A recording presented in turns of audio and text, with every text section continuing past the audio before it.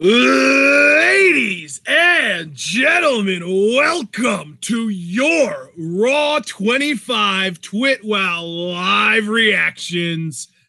So far, the only thing we've gotten so far is Shane McMahon and Stephanie talking about how great these 25 years of Raw have been. Right now, we're getting kind of a highlight package showing some of the best moments throughout Raw, which makes me happy because if they're showing this at the very beginning of the show, it means we won't get a shit ton of it throughout the rest of the show. I'm assuming we'll still get throwbacks to like awesome moments that happened in Raw and stuff as commercial bumpers, but I'm hoping that this entire show doesn't revolve around that because I really do want some kind of Royal Rumble go home show, considering this is the last episode of Raw leading up to the Rumble. John, how are you feeling, brother?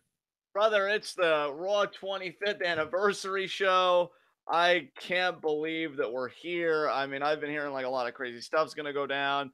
Hopefully that this is going to be one of those Raws where they repeat video packages like this a lot. I hope that you're right, that, we're getting this out of the way early, and then the rest of the show will be good shit, between legends and everything else. I'm really excited to see what they're going to hit us with. We know we're getting Miz versus Roman Reigns tonight for the Intercontinental Championship. I'm fully expecting a title change. And I wonder what Braun Strowman's going to do on this show, as well as like the revival that said, that crotch chops and beer baths are, what's killing professional wrestling. So, yeah, a lot of great threads that I'm looking to touch upon here tonight. Absolutely. And I'm proud to say that I successfully predicted a worldwide trending hashtag because before I actually finished creating the hangout that we needed to make the live event here that we would be using as this video, obviously, I get to type in what my Twitter account will tweet out as soon as we go live. And I typed out, be sure to join myself and John live at this link for our live reactions too. And then I did the hashtag Raw25. And I just looked on Twitter, and hashtag Raw25 is the number 3 worldwide trending hashtag in the world. Yeah. And I went, and I work for the redundancy department of redundancy. Ha. Yeah, I see a lot of people already filing in. Chat. Absolutely, yeah. I see Hypothesis, Javaris, Jafar, Super Blue, Steve Herman, PW Gregory, Louis CO, formerly Subject 18, the Mastermind, aka Ben Jr. It's great to see all you guys in chat. And the first person to say anything in chat at 3:18 p.m., Jacob Dubbs said that he already liked the video. And hell, everyone else should follow Jacob's lead, like the video. Absolutely. I love that I'm seeing all of you guys here. Hopefully our audience grows even bigger as the night progresses. I love that they included that little CM Punk bit with the pipe bomb. Of course, this video already got released early. I'm sure a lot of you guys already saw it. Felt like it wasn't a bad video. Surprised they didn't mention Eddie Guerrero at all during it. Actually, no, I think I saw a little bit of him in China. But I'm talking about a $2 super chat from Javaris Carter. That sweet chin music to Benjamin is still epic AF. Oh, absolutely. I remember when I was a kid and I saw that, I was like, damn, fucked him up. Absolutely. Yeah, that was definitely one of those moments where as you were watching it, you realized that this is going to be one of those moments that they play on Raw again 10, 20, 30 years from now. It was that big of a deal. I mean, brother, since I know that you and I don't really react to talking segments here, like, I just think about some of my favorite Raw moments. Look, obviously, as a Benoit fan, I remember his Iron Man match with Triple H on Raw. I also remember, because sometimes when I was a kid, my grandmother would come in my room and she'd be like, it's time for you to go to sleep, because I would wake up early for school the next day. But I would always secretly turn the TV on and get like the last hour of Raw. And I remember I did that one night when it was Ric Flair versus Edge in a TLC match for the WWE Championship. That's like, awesome. Raw's had some really crazy moments. I mean, what about you, man? What are some of your favorite Raw moments, either that you've seen with me or even before TwitWow was a thing? I mean, to be fair, before, well, I shouldn't say before, since I became a wrestling fan, I've pretty much been raised by only my mom, and she was always pretty loose about letting me stay up to watch Raw, so I would usually be in bed as soon as Raw ended on Monday nights. Oh, and there's Vince McMahon. Out comes Vinnie Mac. We knew he was going to be here tonight. Both of his kids are in the ring, for God's sakes. Vincent Kennedy McMahon and my empire. Damn it. Damn it. Yeah, I was going to say, you can't make a Vince McMahon impression line happen and not finish it with, damn it. Now, before I leave you all to take my new project, the Alpha Entertainment League, to new heights, I just wanted to say that I'm the greatest entity on the face of the earth for making sports entertainment the phenomenon it is today, and it all happened here on Monday Night Raw. Damn it. Oh, man. Oh, he wants the crowd to be happier for him. Look at Vince. This man is like going on 80 and he's jumping in the middle of the ring. Me. Everyone knows that's why Emma got fired. She was stealing Vince's gimmick. It's all about me. And Vince is like, wait, that can't be right. I exist, damn it. Exactly, of course. It's all about me and my empire, damn it. Oh my God, are we going to start Raw 25 by him having a heart attack live in the middle of the ring? I mean, he's tried to kill himself on TV multiple times. It wouldn't surprise me. It wouldn't surprise me either. You're going to talk about more progeny that you've unsuspectingly produced, Vince? I mean, not only that, it wouldn't even be the first ever fake heart attack live on Raw. Or, yeah, I think, didn't Paul Heyman fake a heart attack at one point? Yeah, they did. Just a few years ago during the CM Punk Undertaker angle, right? Yeah, because that was to mock Jerry Lawler and his heart attack. Yeah, and of course, we can't forget Ric Flair faking a heart attack in WCW. Oh, no, see, I didn't even know that was a thing, but, I mean, my God. Now, you've all come to pay respect to me. To my empire, to my creation, damn it. God, I'm such a virile human being, and I know that has nothing to do with why you're here tonight. I just felt like saying it, damn it. They're gonna present him with a plaque. Is this gonna be when Stone Cold comes out? Because he's always had this big rivalry with Vince. Yeah. I just remember the last time we got one of these big like award things presented, it was when Vince was trying to present Stephanie McMahon with one, and that was when Shane made his big return.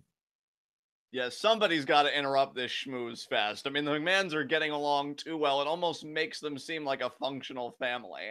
Yeah, everyone knows that can't exist in real life, so they have to script it for their television show.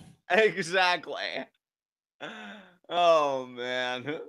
I'll tell you what, though. Shane does look pretty good with the rest of the McMahons. You know, maybe it's signs of his heel turn. Oh, wait, what?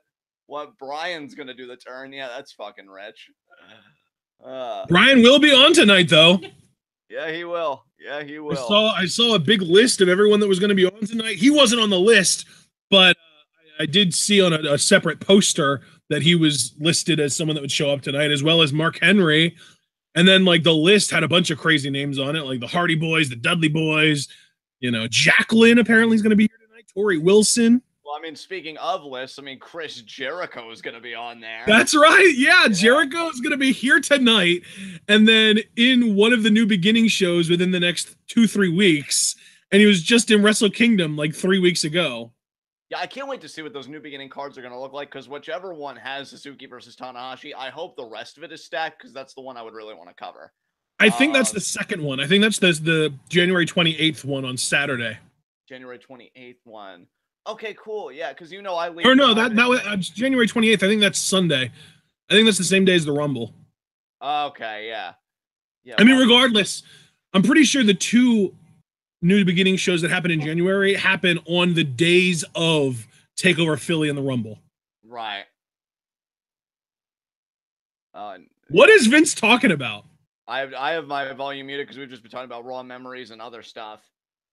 Yeah, Jarveris, I saw Trish and she went back for the blonde look for this, and I'm like, oh man, my crush. That was very interesting to see. I saw her palling around with Bayley. And yeah, I'm gonna see what Vince is saying here, guys, if it's anything important.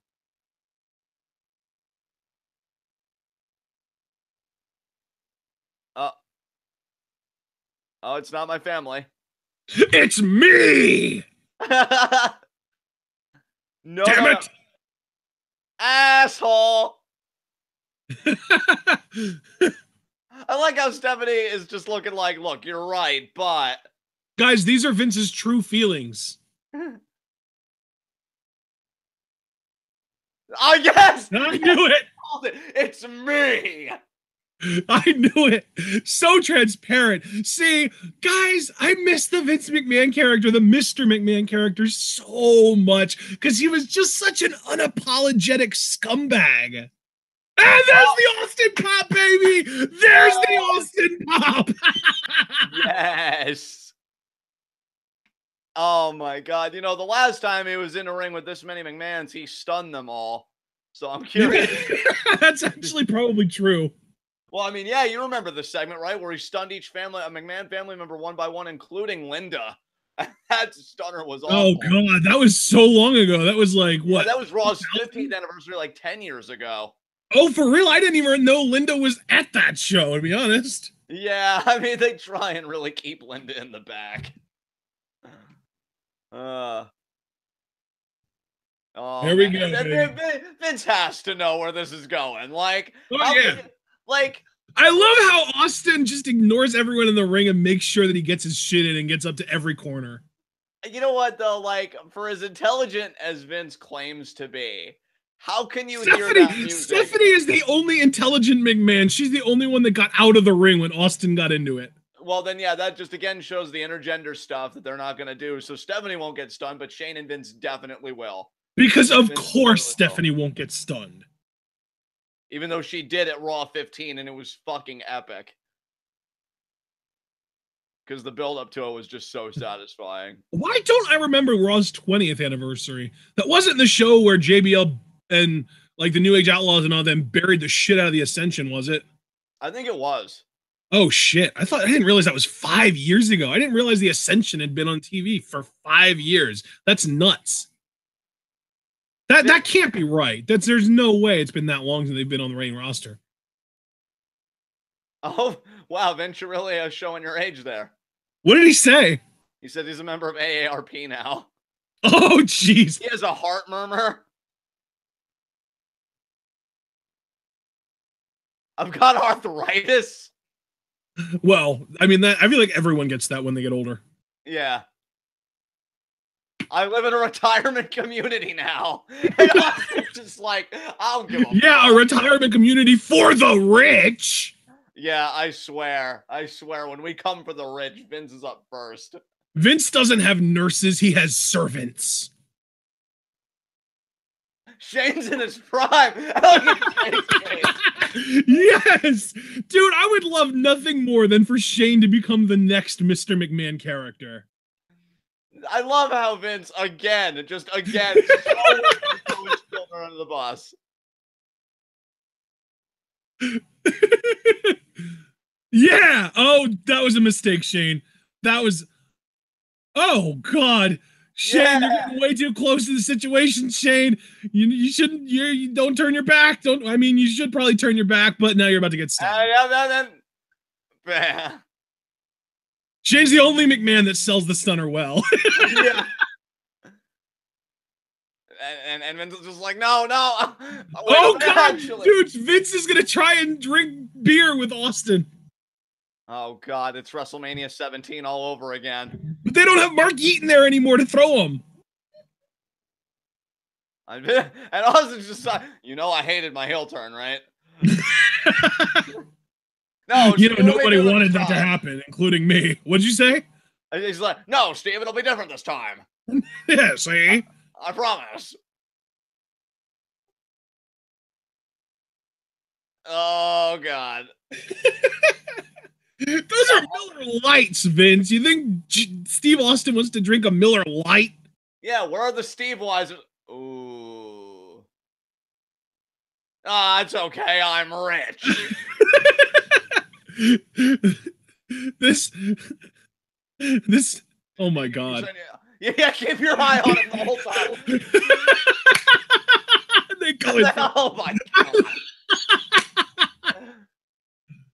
I love Vince being like, this suit jacket might have cost me $15,000, but that's only 0.1% of Vince pouring beer on his own son. What a dickweed. I got away with it, damn it. No, you didn't, brother. No, you did not. Best Raw ever. And they hug a kid. Wow. I remember when Austin was heel and all he wanted was hugs from Vince. And then he turned on the Alliance. He turned on the WWF and joined the Alliance because Vince wouldn't hug him, but he'd hug Kurt Angle. Oh, Did Austin God. say something?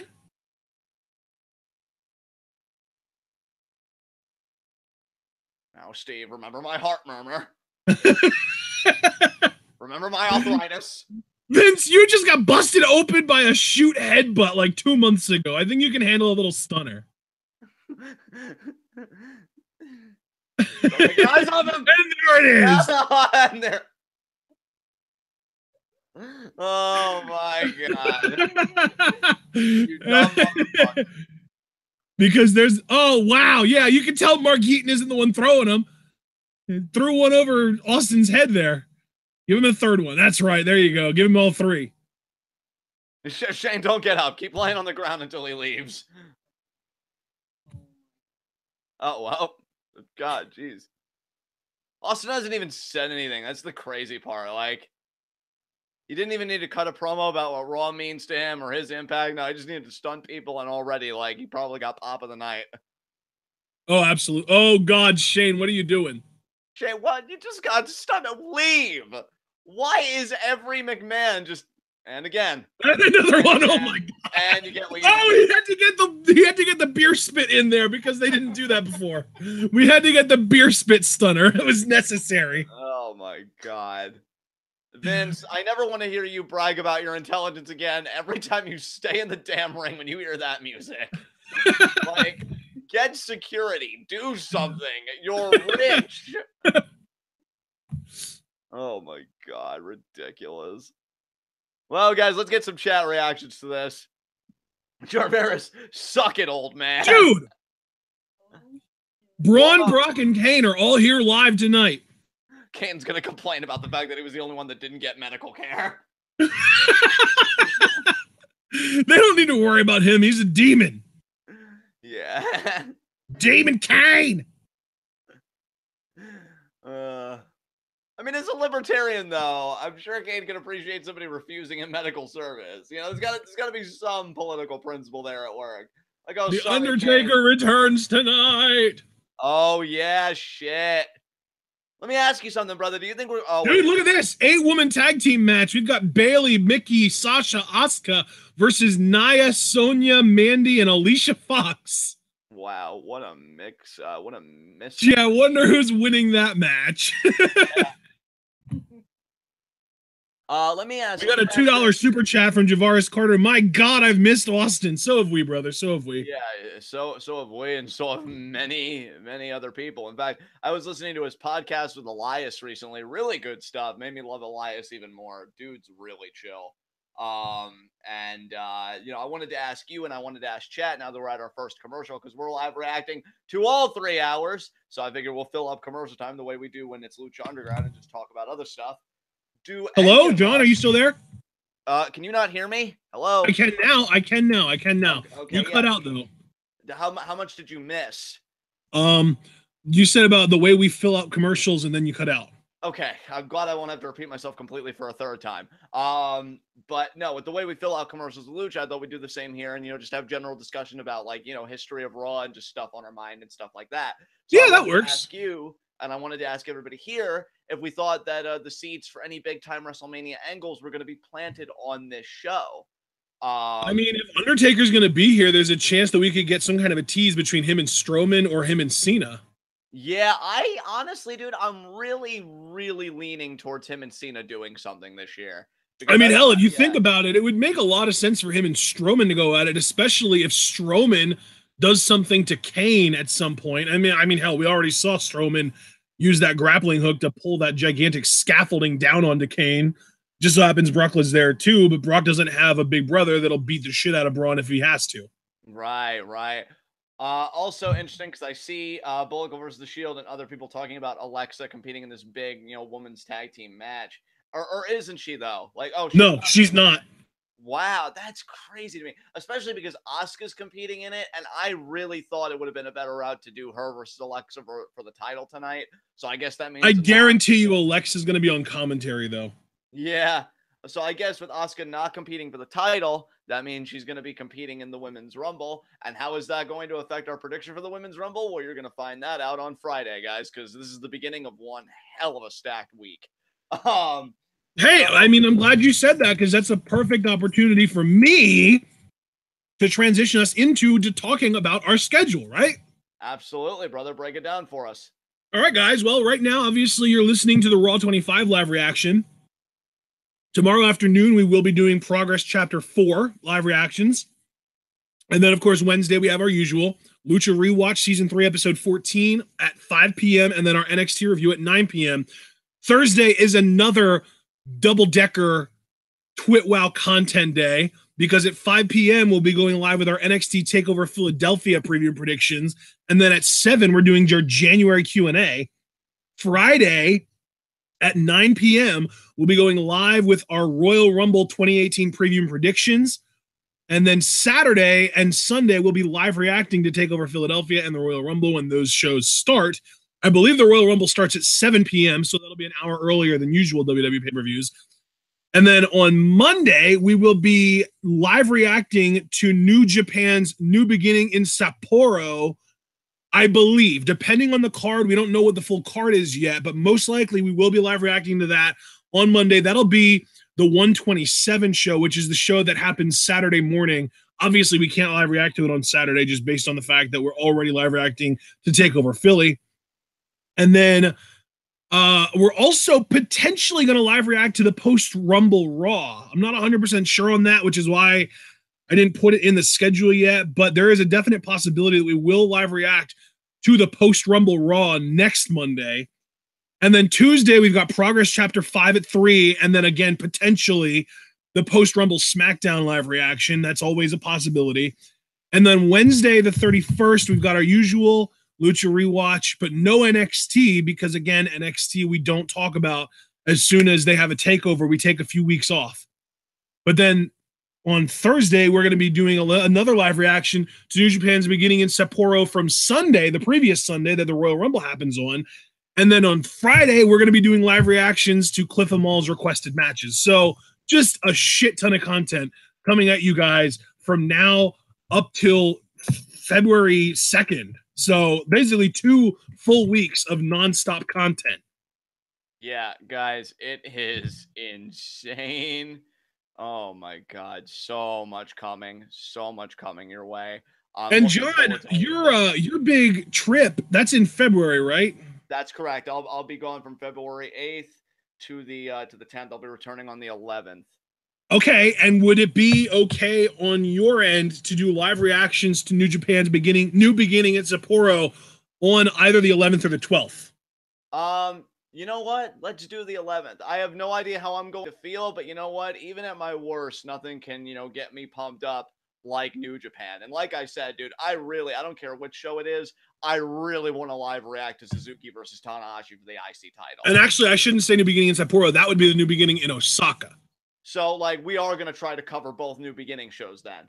All 3. There are actually 3. There's one happening on Saturday the 27th, one happening on Sunday the 28th, and then another one happening on, I think, Saturday, February 10th.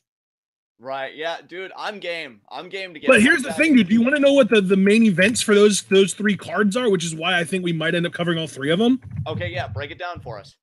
All right. So, New Beginning in Sapporo, the first show is main evented by Tanahashi Suzuki. Well, we're definitely doing that. I've been adamant about that. So, yes. The second show is main evented by Omega versus Jay White for the U.S. title. Ooh, okay. But then what's the third main event for the third show? Okada Sonata. Oh, right. Yeah. Dude. I mean, I was already sold against Suzuki Tanahashi, but Omega Jay White, I'm actually really hoping Jay White wins the title. I'm starting to look at the U.S. title on Omega. And that third show main evented by Okada Suzuki or Sonata, we're also getting Goto Evil for the Never title and Ospreay Takahashi, Hiromu Takahashi for the junior title. Well, then that seals the card for me because we all know Okada's retaining, but Sonata, I think, could really have like a breakout star type match. And then those other 2 matches just sound like a shit ton of fun. So, yeah, if we do end up skipping any of those 3 shows, it would be the one headlined by Omega White. Yeah, I could agree to that. But I think we can squeeze that into our schedule. I left room for it. I mean, brother, I'll put this out there to you, even if you'd want me, because to take another Saturday that like wouldn't be a takeover or whatever, so we could fit it in, I would be open to that. Because you know what we do on contents that go on Saturday. You and I just get together and then we just break off after the fact. So I'm just putting that out there for you if that would make your scheduling any easier to do. Because yeah, well, no, because you got to realize this Saturday, like this coming Saturday, right? It is NXT Takeover Philly, but that's also the first New Beginning show that's got the Suzuki Tanahashi match on it. Right, I'm just saying, like, any Saturdays out of the fact. That's why I said not. But but that's what I'm saying though. Is the Saturday after that is the 3rd, and nothing's going on that day, and then the Saturday after that, you're going to be in Colorado, right? Because that's the 10th. Yeah, I'm just saying, like, if we didn't cover like any shows and like the 3rd would be an opening. I'm just saying, like, if any openings and you'd be right. we could do it then. I don't think that there's any real like reason for me to move any shows to that day though. I think we're pretty set schedule wise. All right then. Well, yeah, we're gonna. And by the way, ladies and gentlemen, it's worth noting that we're talking about our schedule because Raw literally just had all 8 of these women do their separate entrances and then went to another commercial. So we're on another commercial now. Yeah. And just want to say, Bullet Club vs. Shield, Johnny Goodfellow did bake something for your mom's birthday today. Happy birthday to her. I don't know how he's going to get it to you, though. He's really quite distressed about it. You know him with his feelings and crap. Ugh. So we got to figure that out. But, best wishes to her. And, yeah, guys, for the rest of you, that's our schedule. When we said it was stacked, we don't fuck around. We go hard all day, all night. But yeah, no, it's insane what we're covering, and yeah, I'm looking forward to every last bit of it. The sheer volume of coverage that we're putting out this month is absolutely nuts. Yeah, dude. Like, just to know that we're doing both the preview and predictions and a Q&A on Thursday. Like that's just a microcosm, a snapshot of the kind of commitment that we're making here. And that's just crazy to me, dude. It's absolutely crazy to me. But yeah, guys, that's where we're at. And for everybody that's there with us for all of it, I mean, you're the real MVPs. So yeah, got a lot to look forward to for sure.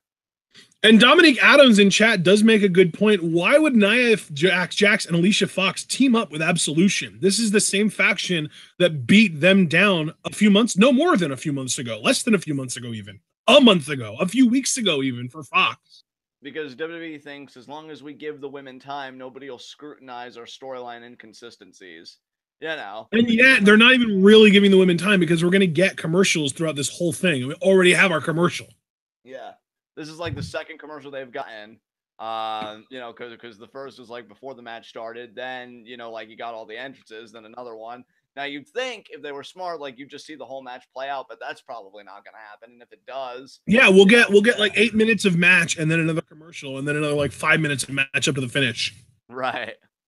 You know what? That's my theory. I'm going to test it. I'm going to pay attention to the clock when when the bell rings to start. See how long it takes for them to go to a commercial, and then after the commercial comes back, see how long it takes for us to get a pinfall or submission. And Paul William Gregory, your regular schedule is usually pretty full anyway. Now it's fucking bug nuts. Oh, Paul, you and your criticisms.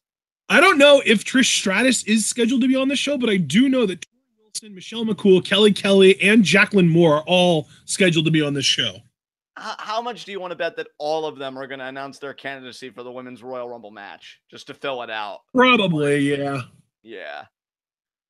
I mean, you know what? Maybe not Tori Wilson. Yeah. Honestly, I always like Tori, though. I'm actually looking forward to seeing her. Everybody else, it's like... Why does everybody keep saying they're worried about the Revival tonight? They're going to be fine. I know they might get beat down by multiple old tag teams, but even if it ends up being at worst 4-on-2, that's still a disadvantage enough that they keep their credibility. Come on. I mean, dude, I don't blame them for being worried. I just think they're having Ascension flashbacks, and they don't want it to be the Revival. Like, honestly... Yeah, but the difference is how they're presented on commentary. The Ascension got buried every single week by JBL. And then the guy that was doing the burial teamed up with his old partner and joined in on the physical burial of the Ascension in the ring. Whereas now, the Revival are always and consistently portrayed as the guys to beat in the tag team division, even despite not having tag titles. They're always given their credibility. They're always put over by, at the very least, Corey Graves gives them a shit ton of credit. So I think that even if they do get beat down tonight by a bunch of old guys, their credibility won't take too much of a hit because of the way commentary keeps them credible. Honestly, no, obviously I'm not a writer or a booker, anything like that. And, honestly, thank goodness for that, because I don't think I'd be able to deal with the headaches. But I would hope that they'd use this platform of like old school meeting new school that, does old school right. I would love to see an interaction between Arn Anderson and the Revival, and he just gives them his seal of approval because he was one half of the Brainbusters. Like, I think that'd be cool as fuck. I'm not looking for a beatdown unless it was them beating down an old tag team to get heat. That I think would actually be a really cool concept. But the Northern Lights, the Alicia Fox Northern Lights. I think you're a little ahead of me, brother. Do I refresh? What do we do about this? Because I just saw that. Yeah, you want to pause and play because it'll catch you up to me, hopefully. Okay. And then you see Alicia's got the rest hold applied. But yeah, that's what I would personally have for the Revival, is just either, maybe a run-in with Arn Anderson, or maybe they just beat down an old tag team while a babyface tag team makes the save, and then we segue into a match, Revival's match for the night. But I wouldn't want them to do any fucking stupid shit where it's like, oh, New Age Outlaws and these guys all laying into them. Because, I agree with you that they'd bounce back from it, but it doesn't mean anybody wants to see it. So, lateral press here by Fox, and Sasha kicks out. Sasha barely even waited for the ref to count to 1 there. Gotta be honest, it's kind of heartbreaking to see Paige, kind of be a valet at ringside for her girls, Mandy Rose and Sonya Deville. You know what, though? I was actually just thinking, I'm glad you bring up Absolution. How much better would Absolution be if instead of Sonya and Mandy, who were both way too green and not ready for the main roster bright lights, if it was just the Iconic Duo instead? I know, dude. I still will never forgive WWE for never giving us our all Aussie faction of the Iconic Duo and Emma running roughshod, because they would have been better than Riot Squad and Absolution put together. Yeah. But no, we never got that, and I'll never forgive him for it because I'm petty. So, Jafar, Paige is there because she's still a WWE employee, and she serves the purpose of being a ringside manager for Absolution, even though she can't wrestle right now. And Abel coming in with fuck the Revival. I never thought your beautiful face would ever say something that I would disagree with. Shit, I just realized I never looked at the clock when we got back from commercial to be able to time how long it took from that time until we go to our next commercial, which is now. Yeah, and there we are. There we fucking God are. Damn it. I knew there was going to be a commercial during this match, though. I think we both did. Yeah, we both said. And like you said, that was your theory, because you've even mentioned the whole commercial structure before. You've mentioned it multiple times at this point. So, yeah, you're definitely not surprised. Well, it's predictable, man. So, commercials aside, we at least hope that you guys are enjoying our live reactions, because we don't take commercial breaks. Yeah. WWE be like, oh, we're going to go live for 3 hours and 15 minutes, except 25% of that time is commercial breaks that you get to prepare your shit. Meanwhile, John and I are going to be live for 3.25 hours with no breaks, no commercials, nothing to break up the continuity and the live flow, baby. And I'd say for WWE to hold our beer, but we're doing this completely coherent at the same time. So fuck you, WWE. That's even more difficult. Exactly. All I have right now, as far as sustenance goes, is a pack of Altoids and a gigantic gallon jug of water. Nice. I don't have any water on me, unfortunately, so my throat's probably going to be begging, like, make it stop, please. But I'll be sure to hydrate after the fact. I did eat well, though. I highly doubt I'm going to get hungry because I am freaking stuffed to the gills today. So I'm going to be good about that. Oh, you know what? Jafar just asked a really interesting question, but I'll tell you what, Jafar, ask that question for our Q&A, which we will be going live on Thursday with our Q&A. Ask that question for our Q&A because I would be happy to get really into the details on Ricochet coming to WWE in our Q&A. Yeah, Jafar, I mean, guys, you still have 3 days. I've been really good about staying on top of the questions. If you have not submitted a question to my pinned tweet yet, please do so. YouTube, Twitter, Facebook, Discord. I say it at, every outro of a commentary that I'm kind of heading there as far as the intros and outros are concerned. Submit your questions to any of those mediums. We'll get them. Because we're doing it on the 25th. We go live at 7. So, Jafar, if you want that to be a question, we both would be very happy to answer that for you. And yeah, guys, just let man, I'll tell you what, Jafar, if you're not on Twitter to be able to tweet John with a question to respond to his pinned tweet, just go to one of our other videos and just leave a comment with your questions. If you have more than one, that's cool. If not, if you just want to ask about the Ricochet coming to WWE thing, go for it. But yeah, you don't even have to worry about tweeting John if you don't want to, if you don't have a Twitter or whatever. Just go to one of our other videos. One of them might even be in the sidebar for you to make it even easier. And just leave a comment, and I'll get to it as soon as we're done going live here. And I gotta say, guys, because I got to see some of the YouTube questions. I have no idea the other ones that Ashton's probably already compiled. But I got to see some of the YouTube ones, and I've compiled all of the ones that I've gotten on my pin tweet and the DMs. Don't worry, James, I'm not gonna forget you. So there's no reason to divorce or cheat or every other crazy fucking thing that you do to me in this relationship. But it's gonna be a very fun Q&A this month. I'm actually really looking forward to it. A lot of you guys asked very, thoughtful and engaging questions. I was very appreciative of this batch, and I know that there are still probably questions that are going to come. This may go down as one of my favorite Q&As ever, and I think it's like, what, the 19th one that we've done? So, dude, yeah, if you think I'm keeping track, you're mistaken. yeah, look, I don't blame you, brother. But yeah, we've been doing Q&A for quite a while now, is my point. And we are back from commercial break, by the way, guys. It was 8:39 when we got back from commercial break.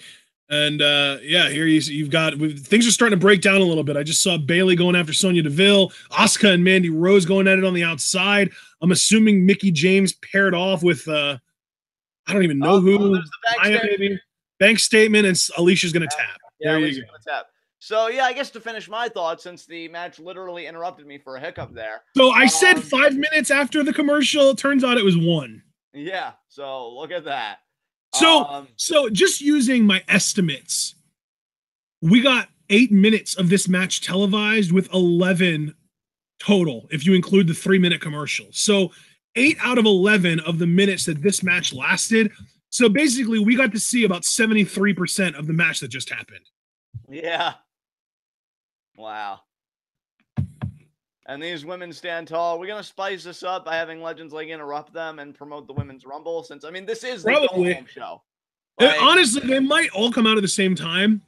And, look at Asuka. Asuka just ducked Mickie James over the top rope. Back fist to Bayley. Spin kick to Sasha. She's tossing Bayley over the top rope. Sasha's coming up from behind. She missed the bank statement. There's the kick from Asuka. She's going to get rid of Sasha, too. There we go. Asia couldn't have liked that, but I think Asia's also an Asuka fan. I mean, Sasha's her number one. Yeah. But if anything, maybe Asia got hyped about a future Sasha-Asuka feud. Damn. Dude, I love though that Asuka's segment is the one that hypes up the Royal Rumble. Like, hello, thank you, writers, for actually giving us something to look forward to. Yeah, she is the head of this division, and she's not even the fucking champion. Like, sorry, Alexa. I actually defend you against most of the hate, but yeah, you got nothing on Asuka right now. Oh, no women. No women came out. All right, here we go. Is his progeny going to interrupt? What's Kurt Angle doing? Kurt Angle. He looks like a turtle. Let's be real. He's talking about Braun and Kane about he can't afford another incident. Jonathan Coachman! Oh my God. Just like I would do.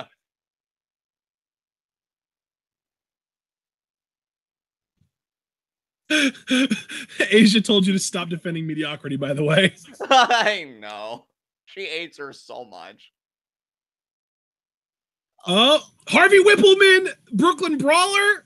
What? You don't know who Harvey Whippleman is? No, I know that name is like, it's another one of those vaguely familiar, but I can't put it to anything kind of things. Holla. Eddie Long! Harvey Whippleman was a manager in the early 90s, by the way. Oh, okay. Yeah, he was manager for Sid Justice, Kamala, Giant Gonzalez. Wait, now who else? Oh, God. Brother Love. Oh, God, no. Brother Love. Jesus. I still can't stand the sight of his face. I'm still having, like, recovering from trauma from WrestleMania 5. Yeah. I love you. Of course. Okay, handshake. Oh my God, Bruce, what are you doing? Who else? Someone else is coming in? Jesus. Is it Ron Simmons? Oh, it's the boogeyman. God. I'm the boogeyman, and I'm coming to get ya. Jesus. He's still eating worms. God, dude. Grow up. Oh. Well, that was the gimmick. Oh. Oh. And he's gonna put him on. Oh, Coach, you just came in back from coach's, just in his hand. And there's more. And my mom is gagging. Oh my God. Yeah, that was gross. Remember when he was in the Royal Rumble to confront Bray Wyatt and then got tossed out almost immediately? Yeah. Oh, Undertaker returns next. What? Shit. And now we're going to another commercial because we've been on air for 5 minutes and we can't handle that shit. Raw 25, where commercials rule the roost. Oh, this man. is our 5th commercial break in about 45 minutes. So I hope you guys like talking to us, because I think that's pretty much going to be what this whole show is, more or less. Damn. Yeah. Jafar asking, you guys prefer Cena versus Undertaker or Joe versus Cena at Mania? I don't know. Should we just say again that should be a question for Q&A, or should we indulge him now with this one, seeing as how we may get WrestleMania plans here potentially? Did you guys prefer Cena versus Undertaker or Joe? Well, that's not Q&A question. I think John and I both would prefer Joe versus Cena, but Joe might not even make it to Mania. I don't know.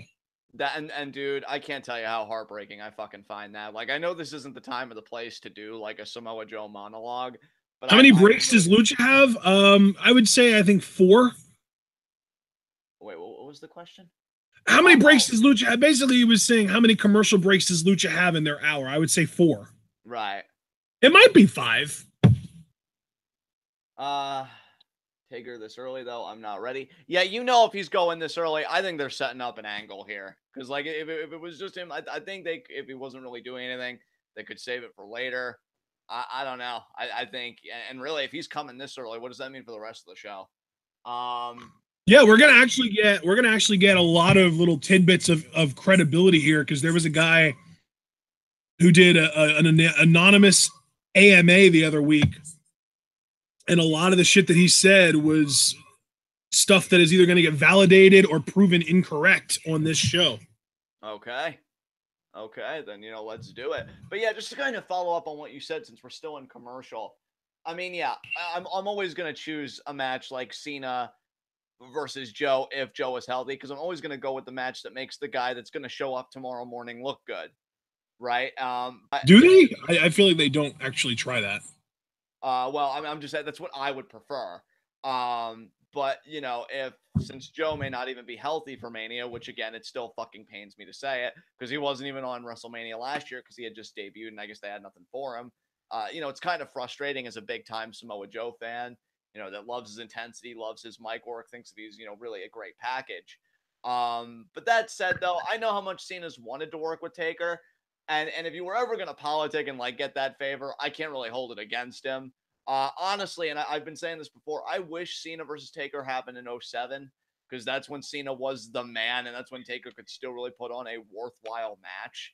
And I just remember when Taker won the Rumble and he interrupted, the Raw champion, who was Cena at the time, and Cena just had this look on his face like he shit his pants. Like, I immediately wanted that match just with how Cena sold. And what would have been even better, really, if you think about it, 07 was like the very ideal prime time for them to turn Cena heel. And if Cena would have faced Taker even at that time, he would have won. So what better way to turn Cena heel by having him cheat to beat Taker at Mania? Yeah, for sure, dude. Absolutely. And again, that's never to do a disservice, and I think we might be back here. We're taking a look. There's Randy Orton. Oh, yeah. Yeah, Randy Orton, his wife posted an Instagram post that he wasn't even like listed to be on this show tonight. I said Randy Orton. Shit, I meant Savage. God damn it, I'm confusing my Randys. I'm still glad that you said Orton, because that does bring to mind. I did want to talk about that. The whole his wife coming in and saying like he wasn't even advertised, and like, what the shit is this? And of course, DX with bananas and all that good shit. Did you see Did you see the gallery on WWE.com of current day superstars imitating those kind of iconic poses? No, I didn't see it. Yeah, they got like Carmella to cosplay as Chris Jericho. I think it was Breezango that did the DX banana pose that we just saw. Like there were a bunch of really cool images. Oh Nice. shit! Look at this. Yeah, we got. Oh, there's JR and Jerry Lawler. Yep.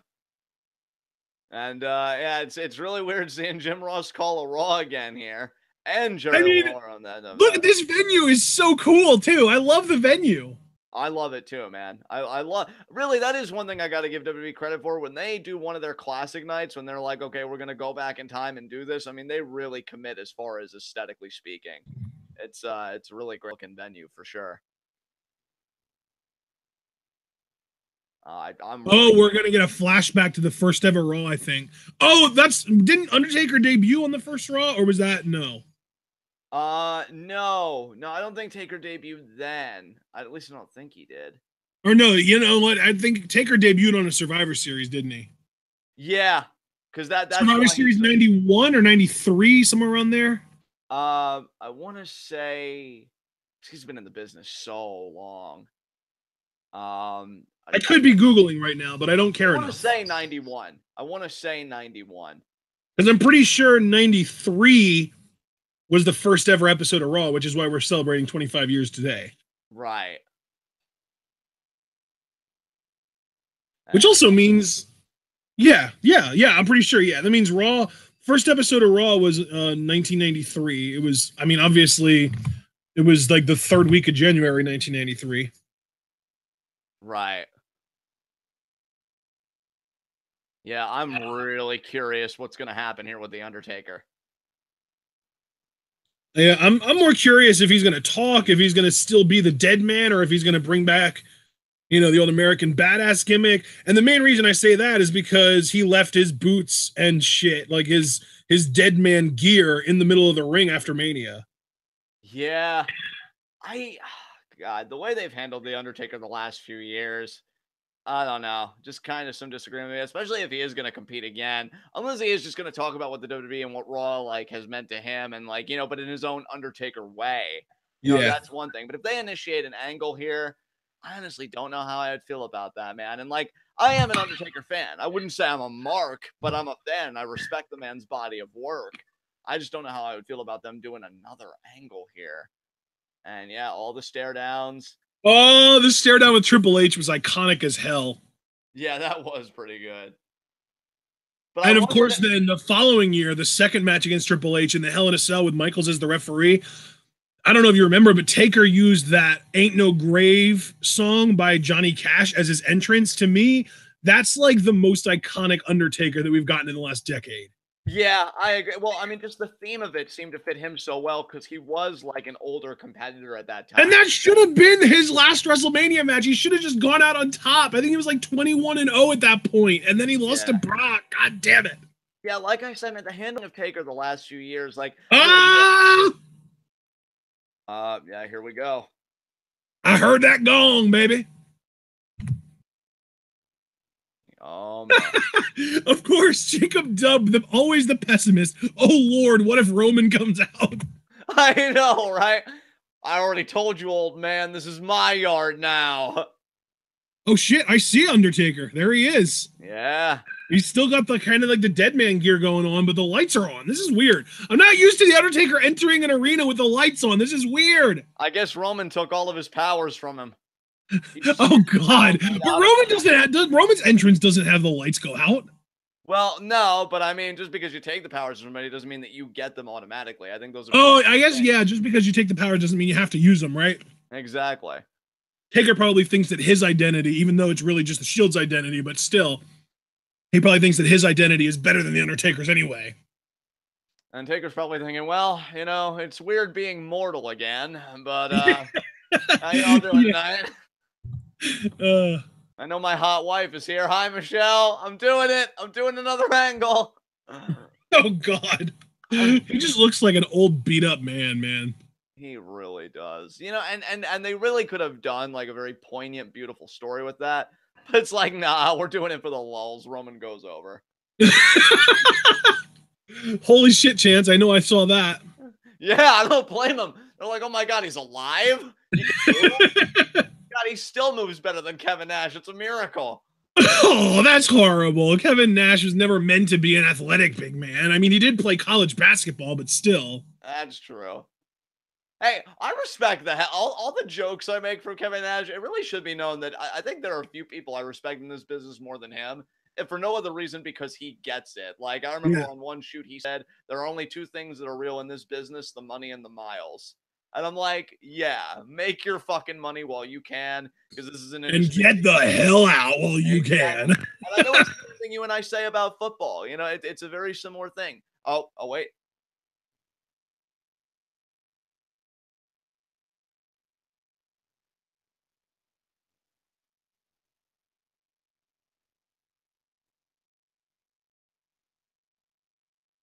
Okay.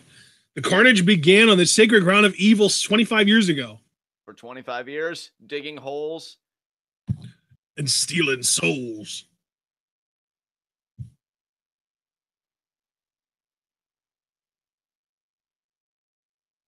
Got buried.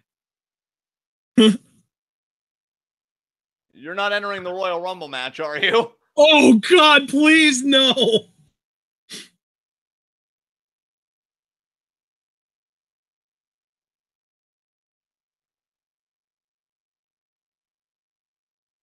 He still cuts a hell of a promo, though, you got to say. He does. I love Taker. Especially when he doesn't have to deal with a disrespectful ass, obnoxious crowd that what chants his ass.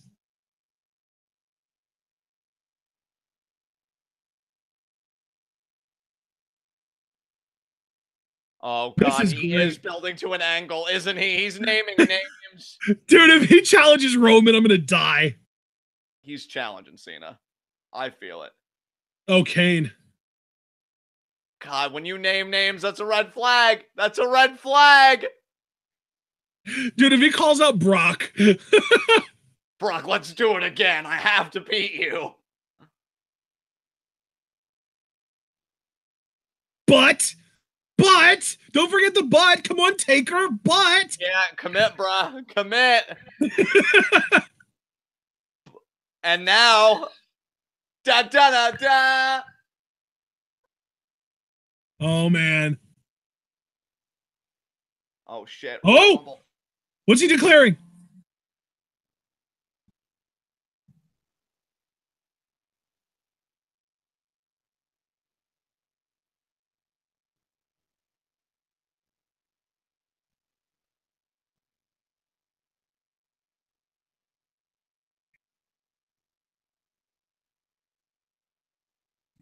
Oh, okay.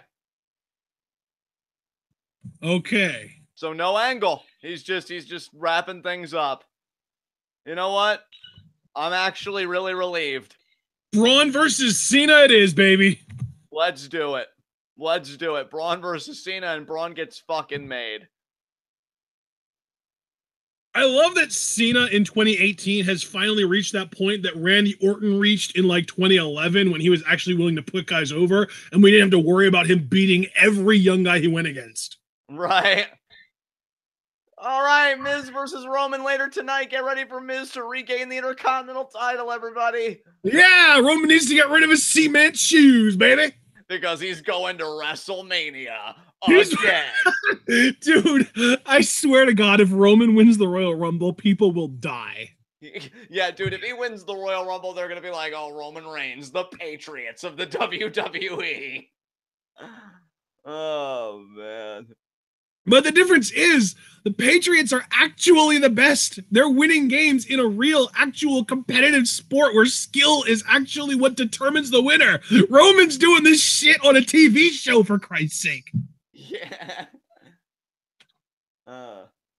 Like the WWE could change it up. I feel like the Patriots constantly winning is bad for ratings, and yet Roman Reigns is like the WWE being like, oh yeah, we want him to be like the Patriots. I just want to say to Louis CO, thank you for joining us for the time that you did. And you have a good rest of your night. Everybody else that's staying, if you haven't left a like yet on the video, please do so. We have 25 watching, but only 15 likes, which means there are 10 of you that are still holding out. I mean, what are you waiting for? For me to strip? because I'll do it. I have no pride, but you got to leave that like first. You got to cooperate. But regardless, in all seriousness, I hope you guys are all having a fun time. And yeah, we just saw Taker, come out, cut one hell of a sincere promo. Again, I've never really been like the biggest Taker mark, but I was still relatively young when he went back to his Deadman character. Cause like I saw the tail end of American Badass, which was great. But the Deadman, the Phenom, that was really cool. Like I remember his feud with JBL and like his last ride promo, and I was so psyched for him to become WWE champion, which of course never happened. But yeah, Taker was one hell of a character, one hell of a performer, and I'm really glad, for my memories, and I'm sure for every huge Taker mark that just wants to see him have a life after wrestling, that there was no angle initiated here. So I feel like we dodged a bullet there, partner. I'm pretty grateful right now. You'd be a horrible drug dealer. Yeah. Yeah. That whole exchange that you had earlier about everyone liking the video and you were just like, oh, well, I'd strip. I have no dignity, but you got to like the video first. I just imagine you as a drug dealer going up to the guy you're selling shit to and you're just like, hey, you got the money? Hey, you got the stuff? Yeah, I do. Give me the money first. No, you give me the stuff first. No, you give me the money. I'm going to pull a gun on you. Well, see, that's what I need them in the crunch. They're like, don't you fuck with me. Give me the fucking money. And then they do, and then I give them the stuff. But he fucks with my business. Let's see. Oh, yeah, Hypothesis saying he's an Eagles fan. If they win, he'll mark out like I did when Mundo won the LU title. Hey, you know what? Just for that Hypothesis, I'm pulling for you. Listen, guys, I want everyone to hear this because if I'm wrong, I want to be as wrong as I can possibly be. But if I'm right, I want to look like a genius. Are you ready? Yeah, let's do it. I think the Eagles are going to beat the Patriots in a low-scoring game by less than a touchdown. Wow. So wait, you're actually picking the Eagles. I'm actually picking the Eagles, and I'll tell you why. I'll tell you exactly why. Tom Brady has lost 2 Super Bowls. And what did the teams that he lost to have in common other than the fact that it was the same team? What did the actual structure of the team have in common? Amazing defensive line talent and the ability to make Tom Brady uncomfortable inside the pocket. The Eagles have that. The Falcons did not have that last year. The Seahawks barely had that when they faced the Patriots 4 years ago. The Eagles have that. The Eagles are better on the O-line and on the D-line than the Patriots are on their D-line and O-line. And I think that that's going to be the deciding factor. Oh, and here we've got Rhino and Heath Slater playing cards with the APA. God, that's the only time that JBL's tolerable is with Farouk. And their daddy's broke. It's fitting that JBL would say that as a rich guy. Yeah, your kids are poor now. Deal with it. Imagine how happy JBL was. Oh, shit. Is that going to be the $1 Million Man, Ted DiBiase? Oh, with that lot of cash, it better be. Yeah.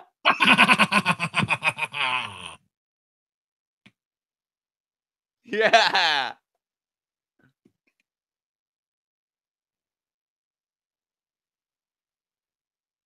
There you go. We don't take checks. I love this. Oh, man. APA.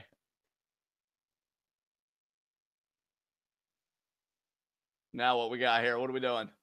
The general manager brigade. So like John Laurinaitis, Teddy Long, all those guys. There's John Laurinaitis. Johnny Wrestling, the first one. Is Eric Bischoff going to be here tonight? What was John Laurinaitis' nickname again? Big Johnny. Yeah, Big Johnny. Everybody loves Big Johnny. People power. So, like William Regal, yes. Never forget King Regal. King Regal was a beast. William Regal's still the best GM in WWE. Yeah, I love Eric Bischoff. So he was here. Okay, that answers my question.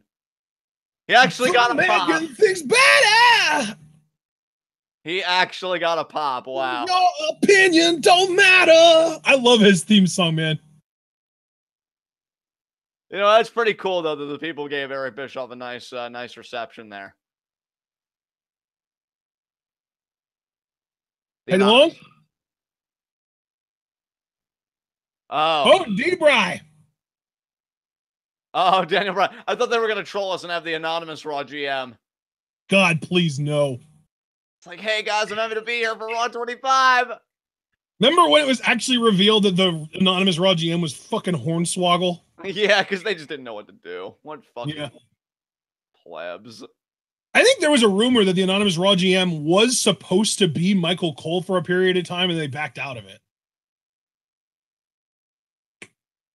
Wow. Seeing Daniel Bryan do the yes chant with John Laurinaitis. Miz! What? Oh, boy. Yes! Well, his Intercontinental title match shouldn't be now. No, I know. That's why I'm so freaking happy. Oh, Daniel Bryan just looking at him like, motherfucker. Oh, guys. I mean, I don't actually believe he's going to be in it, but there are rumors, and Vegas is giving Daniel Bryan better odds to win the Royal Rumble than a lot of people. Oh, man. God, I got to be honest, guys. You know I always put the welfare of the performer first, and I'm sticking to it here. But when I see images like that, it's really hard. It's really hard. I'd love to see Bryan just deck Miz in the face. Is Miz seriously going to be going for the IC title now? And like, you know what though? It does make sense on a show like this, even if it is going to be a title change, because they probably just want like a big deal segment to happen to close the show. Well, the big deal segment is probably going to be, Kane, Lesnar, and Strowman. Yeah.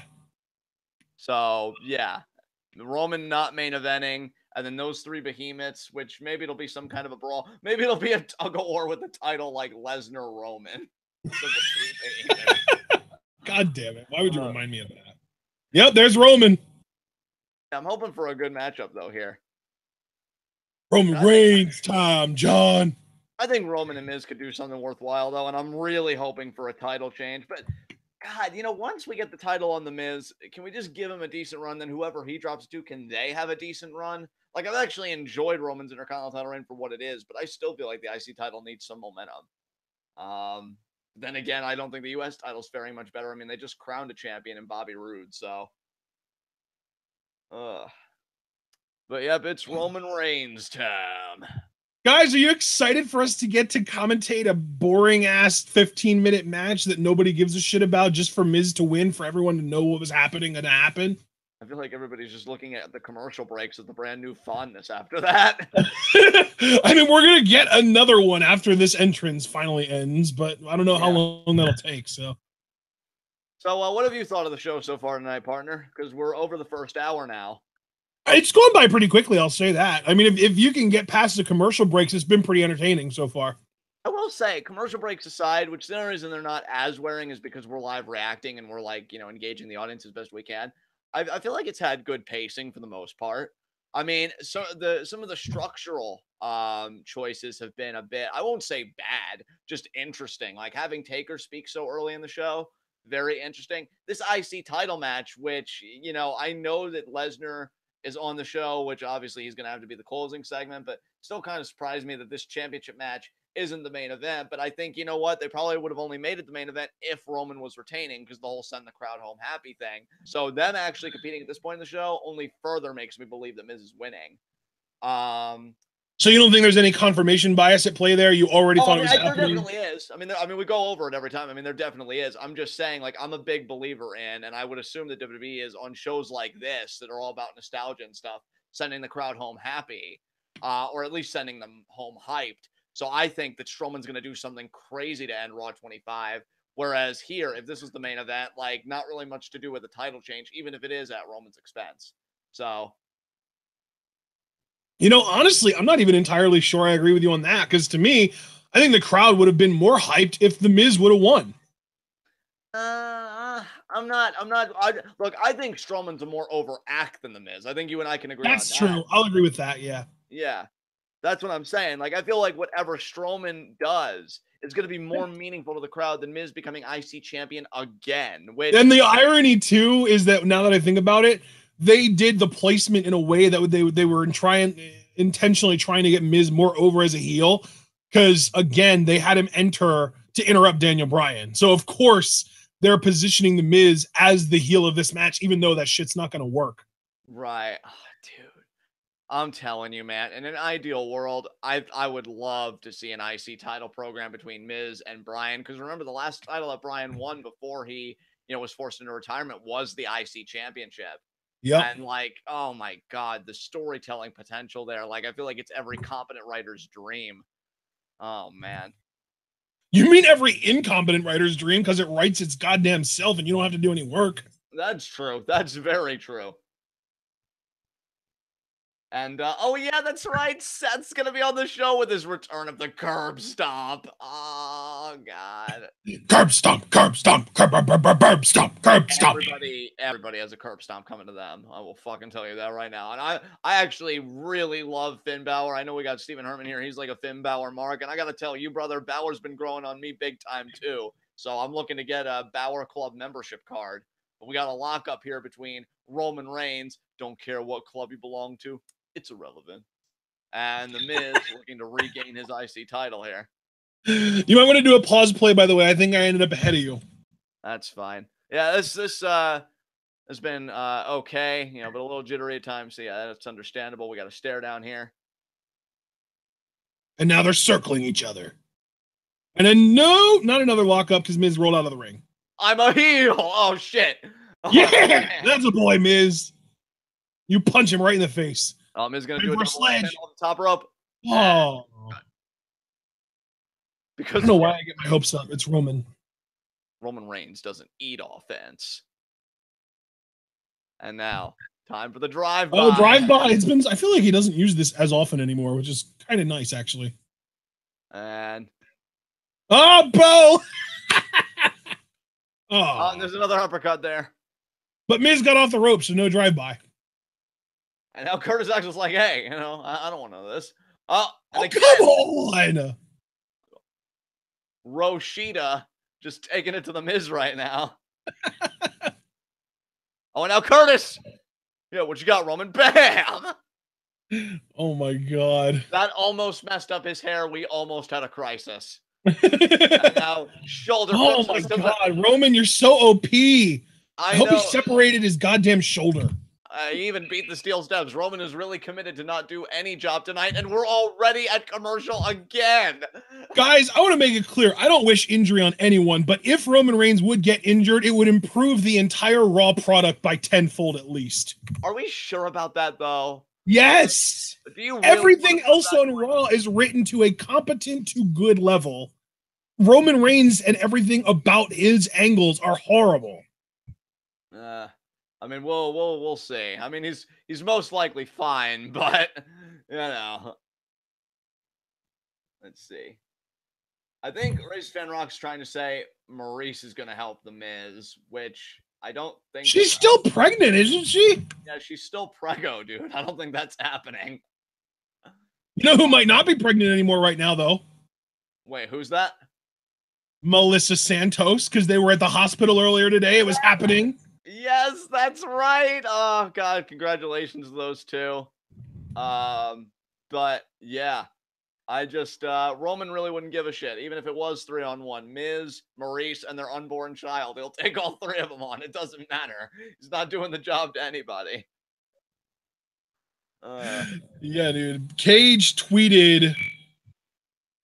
Let me see if I can find the original tweet because he has it pinned, but I want to see the timeline when it was posted. Right. Well, while you're looking for that, Race Fan Rock saying Maurice was announced for the show. I don't know. Maybe she could do something in a non-threatening capacity. I don't. Here we go.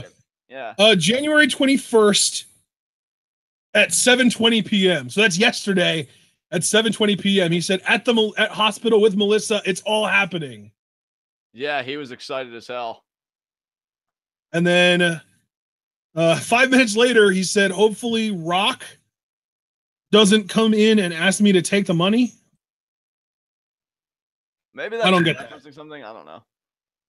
It was a response to Eli Drake, so they probably have some kind of an inside joke that we don't know about. Right.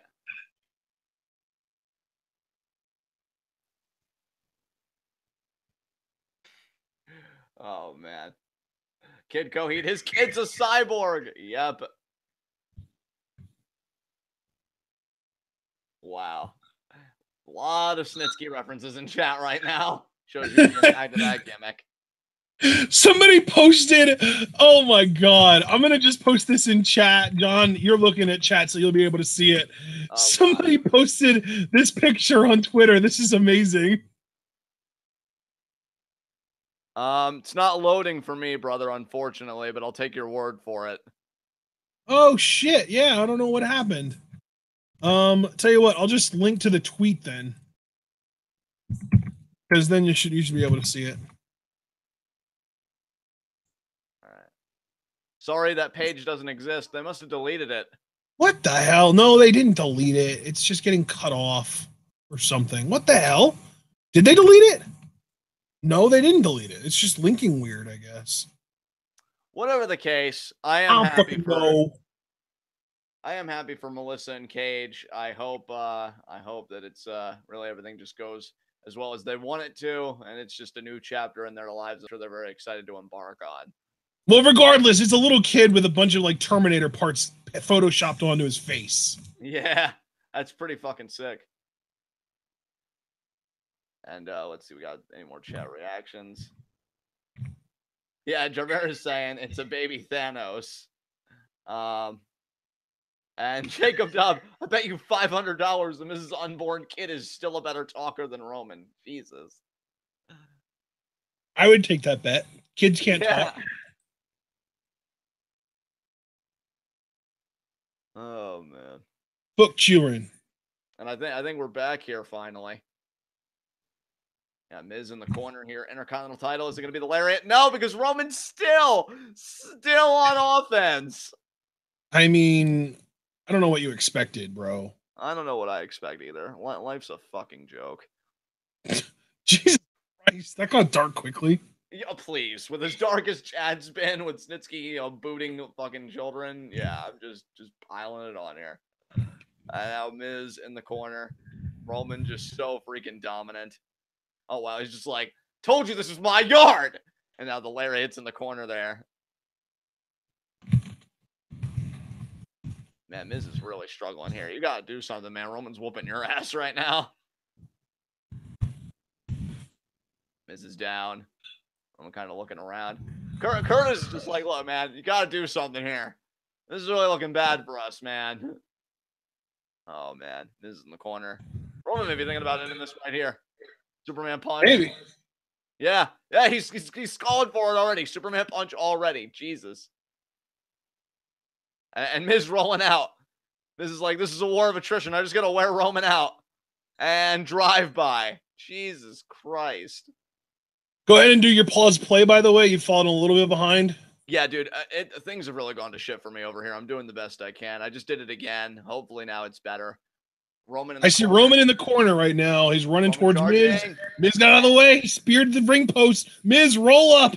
He's got a foot on the rope. 2 feet. Oh, Roman still kicked out. Roman kicked out. Oh, my God.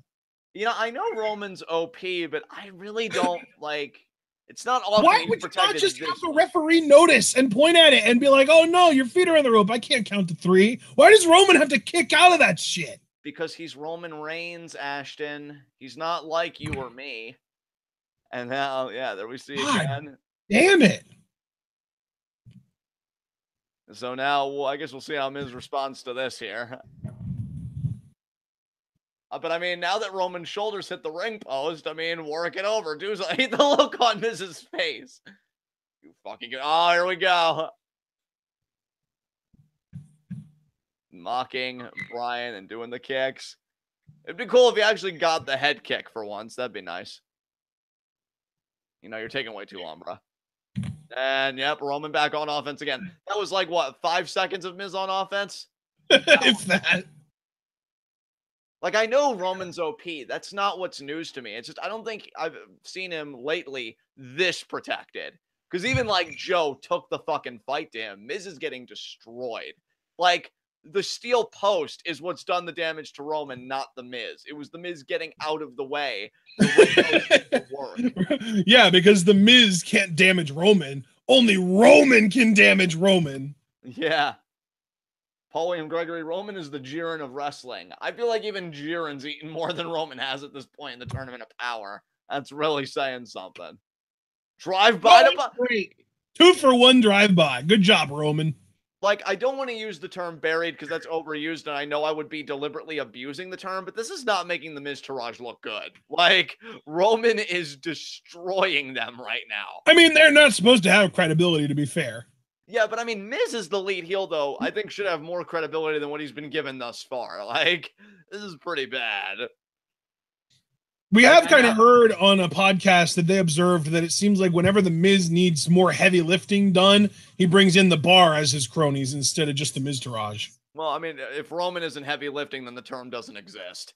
And now, Superman Punch.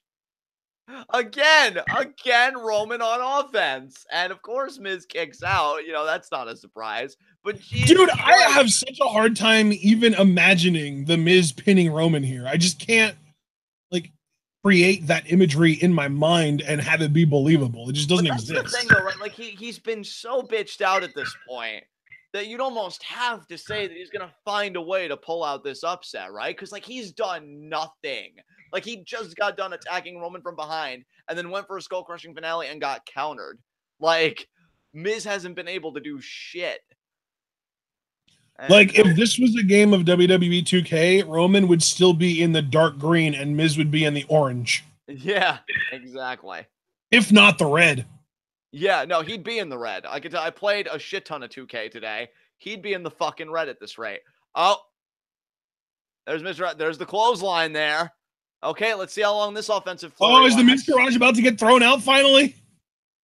Yeah, well, he's pointing at Bo. And now he's looking at Curtis. I'm waiting for the ref to do the wind-up thing. Oh, you? Yep. Get the hell out of here. Out of here. Yep, there it is.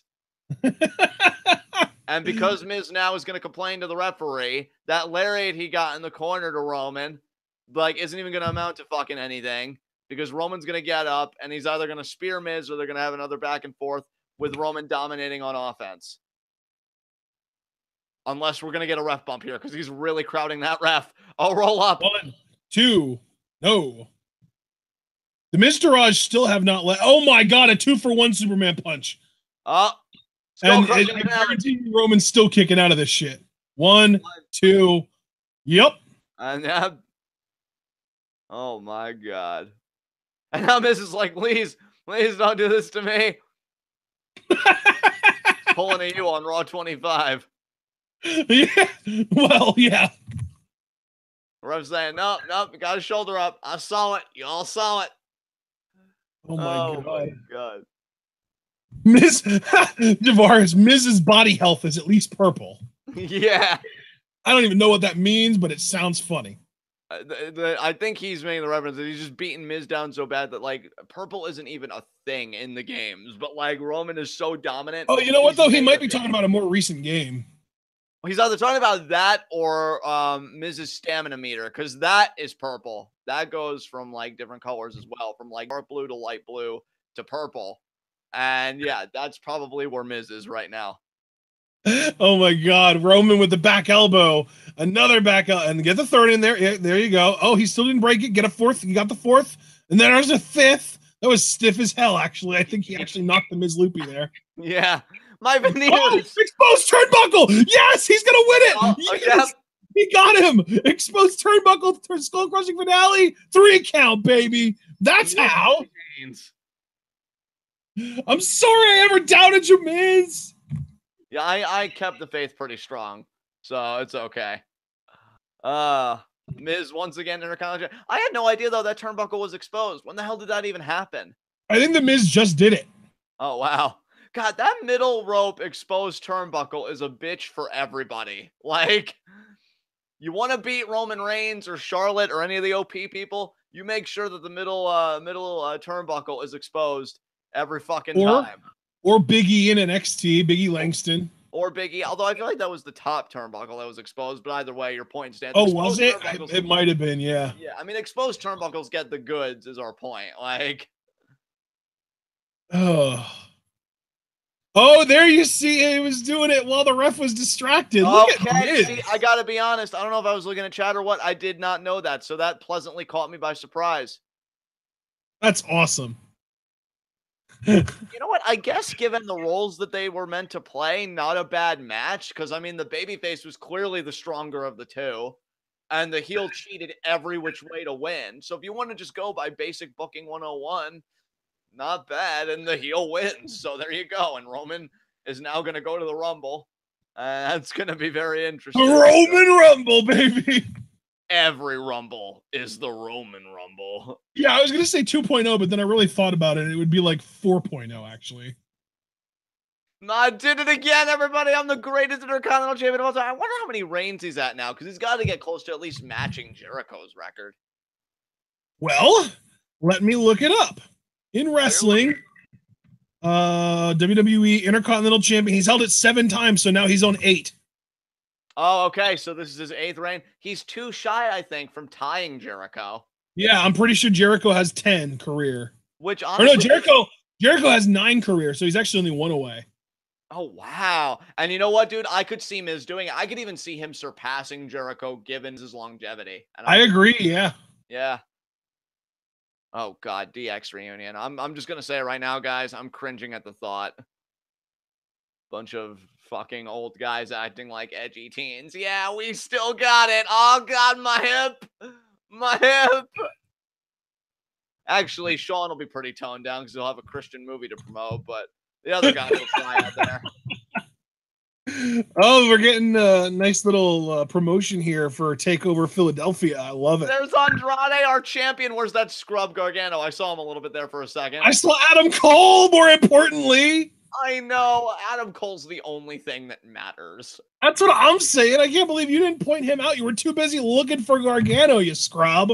Wow. This is coming from the guy that actually supports the scrub in Gargano. What are you going to do when the quote-unquote scrub takes that NXT championship away from Andrade on Saturday? I'm going to cry a little bit, but then I'll smile when Tommaso comes out immediately afterwards and beats Gargano up right in front of his I'm telling you, man, I don't think Tommaso's coming back on Saturday. I think Tommaso's a good month or 2 away from his return. Either way, though, I mean, Johnny's on borrowed time. I mean, don't get me wrong. I agree with you there, but still. Oh, God. I think he's at least going to be able to enjoy his win for longer than one night like Sami Zayn had to deal with. I just really hope Tommaso beats the shit out of him in front of Candice, because I want that whole family to be traumatized. Like, anybody in that family having mental health actually physically disgusts me. So oh, my God. In front of the whole family. I wonder how long till Candice gets preggers. Probably not too long now that they're... Well, actually, no. Actually, no. Now that they're actually like doing this job together, they may be a couple that doesn't want kids. Which I mean, thumbs up to you guys. Like, goddamn, no reason to sacrifice your happiness for that bullshit. I don't even know what the hell's going on right now in this commercial. I guess it's a Geico ad because I see the little gecko, but still, what the hell's even going on? Jesus Christ. Jesus Christ! Yeah, I haven't really been paying attention to too many of the commercials. And do you know when I was paying attention to the commercials, though? When?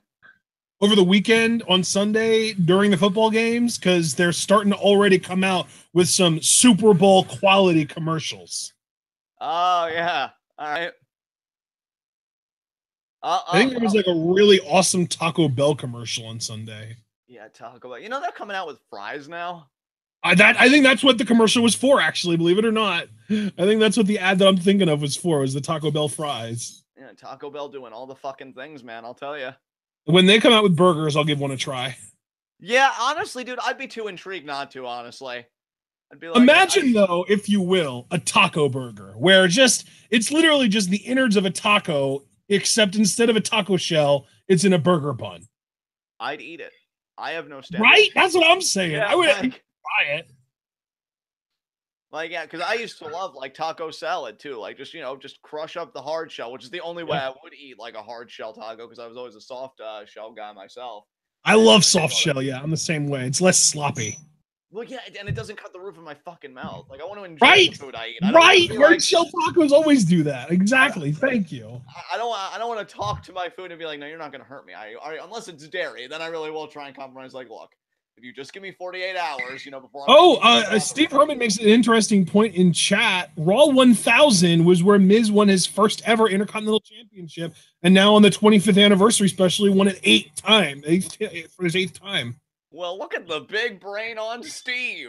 And Kid Coheed, basically a Sloppy Joe, but with taco seasoning and taco cheese instead of, whatever the hell they put in Sloppy Joe. Sounds fucking excellent to me. Because I think a Sloppy Joe is first of all, I always thought Sloppy Joes were like pulled pork. Right. But if you use ground beef, I'm pretty sure you would typically mix that with a pasta sauce rather than taco seasoning. Oh, there's Jeff Hardy. Yeah, and there's MVP. Yeah, we're back. And they're the Usos. Yeah, what an image here. All of them gambling together. Goddamn. Ted DiBiase. I didn't see the hand. Damn. I didn't see that hand either. You guys are really bad at showing your hands, which is what you're supposed to be doing. Stop being bad at this. Well, MVP's a hustler, baby. Yeah. He's a hustler, baby. Just want you to know. We got a peep show. Yes. I love Christian. Oh, Christian. Because that's how he rolls. I actually felt so bad for Christian because I listened to his the ENC podcast and excerpt where they talked about Jericho and Omega. And he said he actually couldn't watch the match the first time. He turned it off 5 minutes in because his mind was racing about all the stuff he could do with Kenny Omega, and he knows that he can't. Oh, wait, did he have to retire due to injury, or did he just get pushed out of WWE? He quietly had to retire, I guess, because of concussion things again. And, man. My heart broke for Christian hearing that. Yeah, I didn't know that he was retired because of injury. I thought the WWE was just yeah, we're not going to use you anymore. And he was just okay, well, I'm not going to go bust my ass on that news. Fuck that. I'm out. Right. Yeah, dude, when he said that, I'm like, oh, Christian. Fuck me, man. And, yeah, but let's see. Seth Rollins. He's bringing out Jason Jordan and Seth freaking Rollins. Oh, Christian's going to try and mend that fence. Curb stomp, curb stomp, curb stomp, curb stomp, curb stomp, curb stomp. Yeah, he needs to curb stomp Jason Jordan. Don't you ever get involved in my matches. Burn it down. I love that while in his entrance music, that burn it down thing plays, we get a fiery, flamey Titantron on top of it. That's such a... Yeah. I look at Jason Jordan looking slappy yeah, I'm a part of it. I'm a part of the Shield. I'm doing it, Dad. I'm doing it. God, I wonder if Kurt really did get to know his son better. I hope not. That little shit as possible. Oh my God. God, I'd make such an amazing parent. You really would. I don't know why you haven't had any kids yet. I know, right? All right, Christian, do your thing. Yeah, the less entertaining version of Miz TV. Let's do this.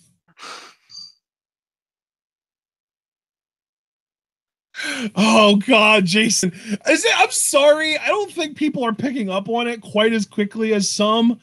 Jason Jordan right now is literally NXT champion Bo Dallas. Yeah. The booze. He's literally too cringy to tolerate, but he knows that and he's embracing it and he loves it. Hey, I'm next generation of great. You will show me some respect. The way you said that just reminded me of Hideo. Show me respect. You're right. Holy shit, that heat.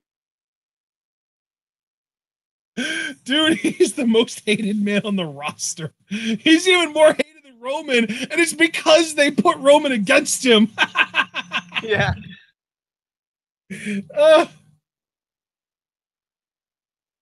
Oh my God.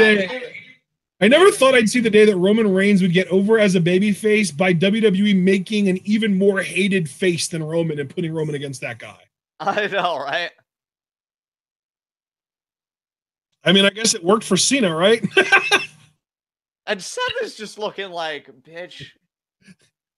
Seth just has this look in his eyes, like all he can really hear is "Hello, darkness, my old friend." Yeah, like Seth's thinking about, remember when I used to be WWE champion? I remember. Seth just sitting there like, oh my god. I gotta give Jason credit though, he is milking the fuck out of this. Like, oh, here comes the bar, because this is the most interesting thing that we've never seen before. And the crowd, God, I wish Cesaro was still a face. These fans want to support you, especially compared to Jason fucking Jordan. I wish we would just get a team swap. Just put Jason with Sheamus and let them be heels, and put Cesaro with Seth and let them be amazing. Yeah, really. Please. But no, we've got to get the bar. Yeah, because we are the bar. Of course. They think they're a butterfly now, apparently. God, yeah, fuck butterflies too, actually, while we're at it. I will say, though, it never gets old. Sheamus's theme song is lit. Yeah, I love Sheamus's theme for sure. That's one of those themes where every now and then I'll just randomly play it on my computer, and just playing it one time is enough. I'll put it on loop and just let it play till I get sick of it. Yeah. God, Sheamus is talking. I wish this was interesting. That mohawk is impressive as fuck, though. It really is. It's gotten quite formidable, I will say. It's like got a life of its own. You know how they always say, oh, you could cut glass with those things when referring to nipples that are hard? No, you could literally cut glass with Sheamus's hair. I mean, Sheamus goes to prison with that mohawk. He's wearing a literal fucking shank. Yeah. He'll break out the same fucking day. Shank? He's wearing half of a Destructo disc on his head.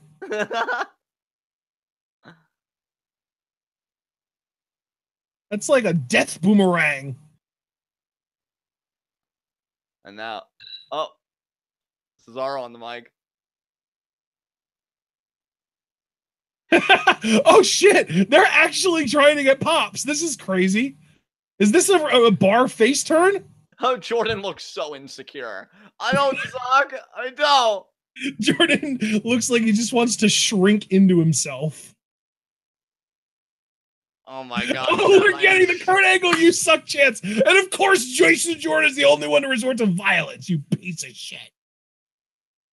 Seth, no, don't do it. Oh, god damn it. Why would you sacrifice yourself for your shitty partner? Nope, you're about to get it in the face, JJ. Yeah! Oh, yes. Oh. And the bar's like, oh, thank goodness we've sown the seeds of dissension. Oh my god. This crowd's so happy. You know what, Seth? Curb stomp Jason Jordan. Get the pop. Dude, that's going to be the babyface moment of the century. Like, that's the only thing that could out-pop the pop that Austin got tonight. Would be Seth fucking. It's not going to happen tonight, but it's going to happen before WrestleMania, because Seth is going to be in a match against Jordan at Rumble or at Mania. The rumor that I saw was Seth and Triple H versus Jordan and Angle. Right. Because apparently Kurt Angle is going to be in the Royal Rumble and try and help Jason Jordan win it. Jesus. And that's going to be like the big heel turn for Kurt. Right, right. Oh, there's Charlie Caruso. How you doing, Charlie? You enjoying the show tonight? She might be the internet's favorite backstage interviewer, but I still have a soft spot for Renee. Yeah. Oh, Bliss. God. Yay me! I'm better than all the legends. Dude, she seriously is such a trigger for Asia. It's hilarious. Alexis shows up. The first person in chat to comment is Asia. Curb stomp this hoe. Here comes Botch Bliss. You know, for somebody that hates her, you sure do give her a lot of thought and attention, Asia. Yeah, Charlie, do your job better. Fuck's sake. Oh my god. That's right, Charlie. Who did I just hear? Charlotte? Oh, fuck. Oh, no! We already did this in Survivor Series. I don't care to do this again. I don't know. I'm not. No. Eyes closed, ears closed. I'm even closing my nose just in case some of their scent makes it out of my computer. Uh, Bliss, do the thing, Bliss. Be like rude. I love that. That's her thing. Oh.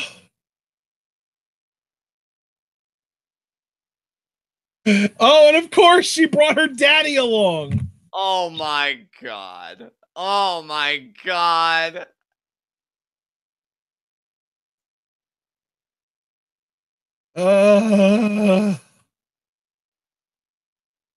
Javaris. God, it got worse. Oh my god, why are they talking about size? This is getting really creepy. Oh my god. Nice to see that you're on good terms with your father. When are you gonna make him cry again, Charlotte? Yeah, I mean, we all know that there's just a ticking time bomb going on there. God, like you're doing this face thing for like 2 seconds, and a few months later it's gonna be like, I never had a father. To me, you are dead. Oh God. You know, I appreciate that you actually remembered that line existing, but I'm really unfortunate. I just can't even handle the fact that you recited it so goddamn well. I know, right? Dominic! Oh God, no. You're gonna have to put up with her for the next few years too. Like your hell is never going to end. Isn't she like 35 years old though? She'll stick around though. She'll stick around. Charlotte Flair. I'm looking up her age. Oh fuck, she's only 31. Yeah, this is your hell, dude. I was trying to tell you. Nia Jax is the one that's 35. Or no, she's only 33. Shit. How does it feel to keep being wrong about how long your torment's going to last? I think I'm just trying to be as optimistic as I can, and then I'm wrong. Where does optimism get you? What have we learned? Optimism gets me miserable, is what there optimism you go. gets me. See, Raw 25, if nothing else, was it? Bliss doesn't dwarf anyone. Bliss is dwarfed by everyone. Let's see. Let's get some chat reactions here. Racist Fan Rock said, I hope at the Rumble, if Jordan turns heel, he comes out to Cult of Personality. They're both from Chicago. And apparently Charlie is his bae. So Charlie Caruso. Yeah. Edward James, I wish they used the legends better on the show. I actually kind of respect how restrained it's all kind of. I know, right? Like I was expecting just like a nonstop legends fest, but we've only gotten a few in the ring. Actually, was Austin the only one that's been in the ring? Yeah, I think so. So we've only gotten one in the ring, a few on the ramp, and most of them have been backstage segments. Yeah, Undertaker did cut his promo, but I thought that was well done.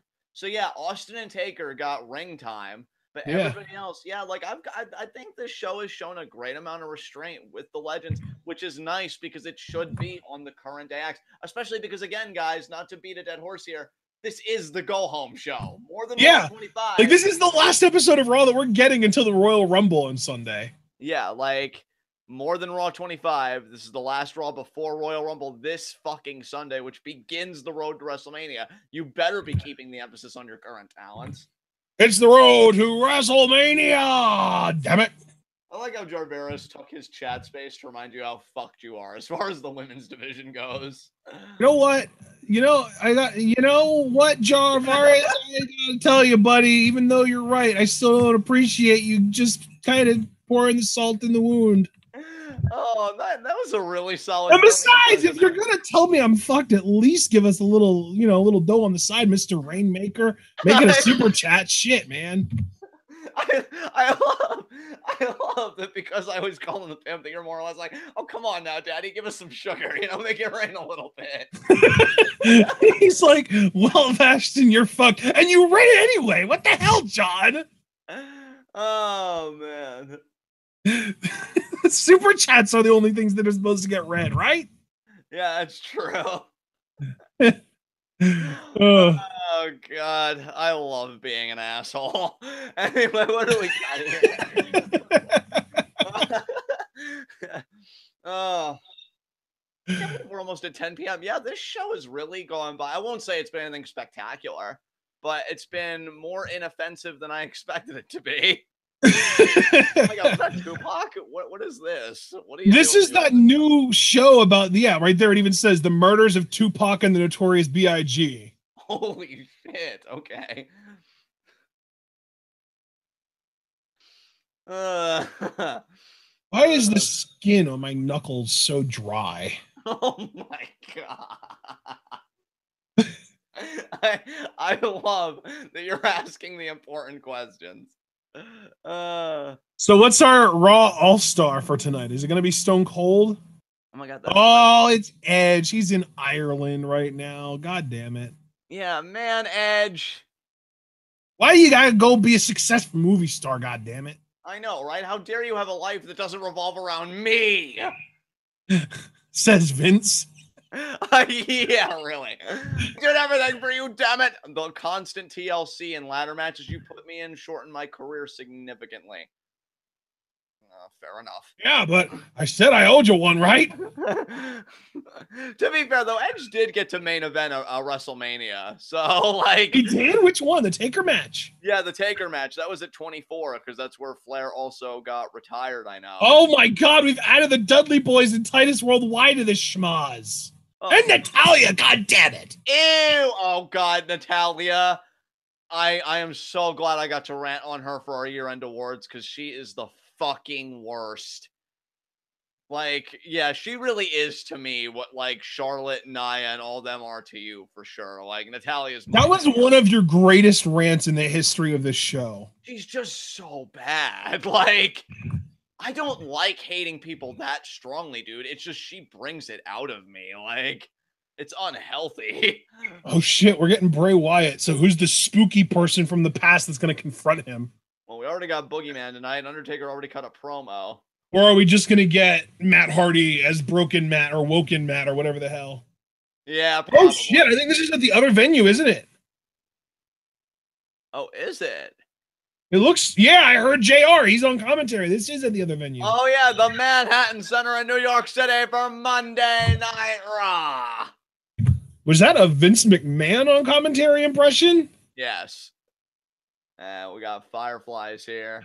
Speaking of things that are unhealthy, giving me false hope that Bray has any kind of a future, that's definitely unhealthy.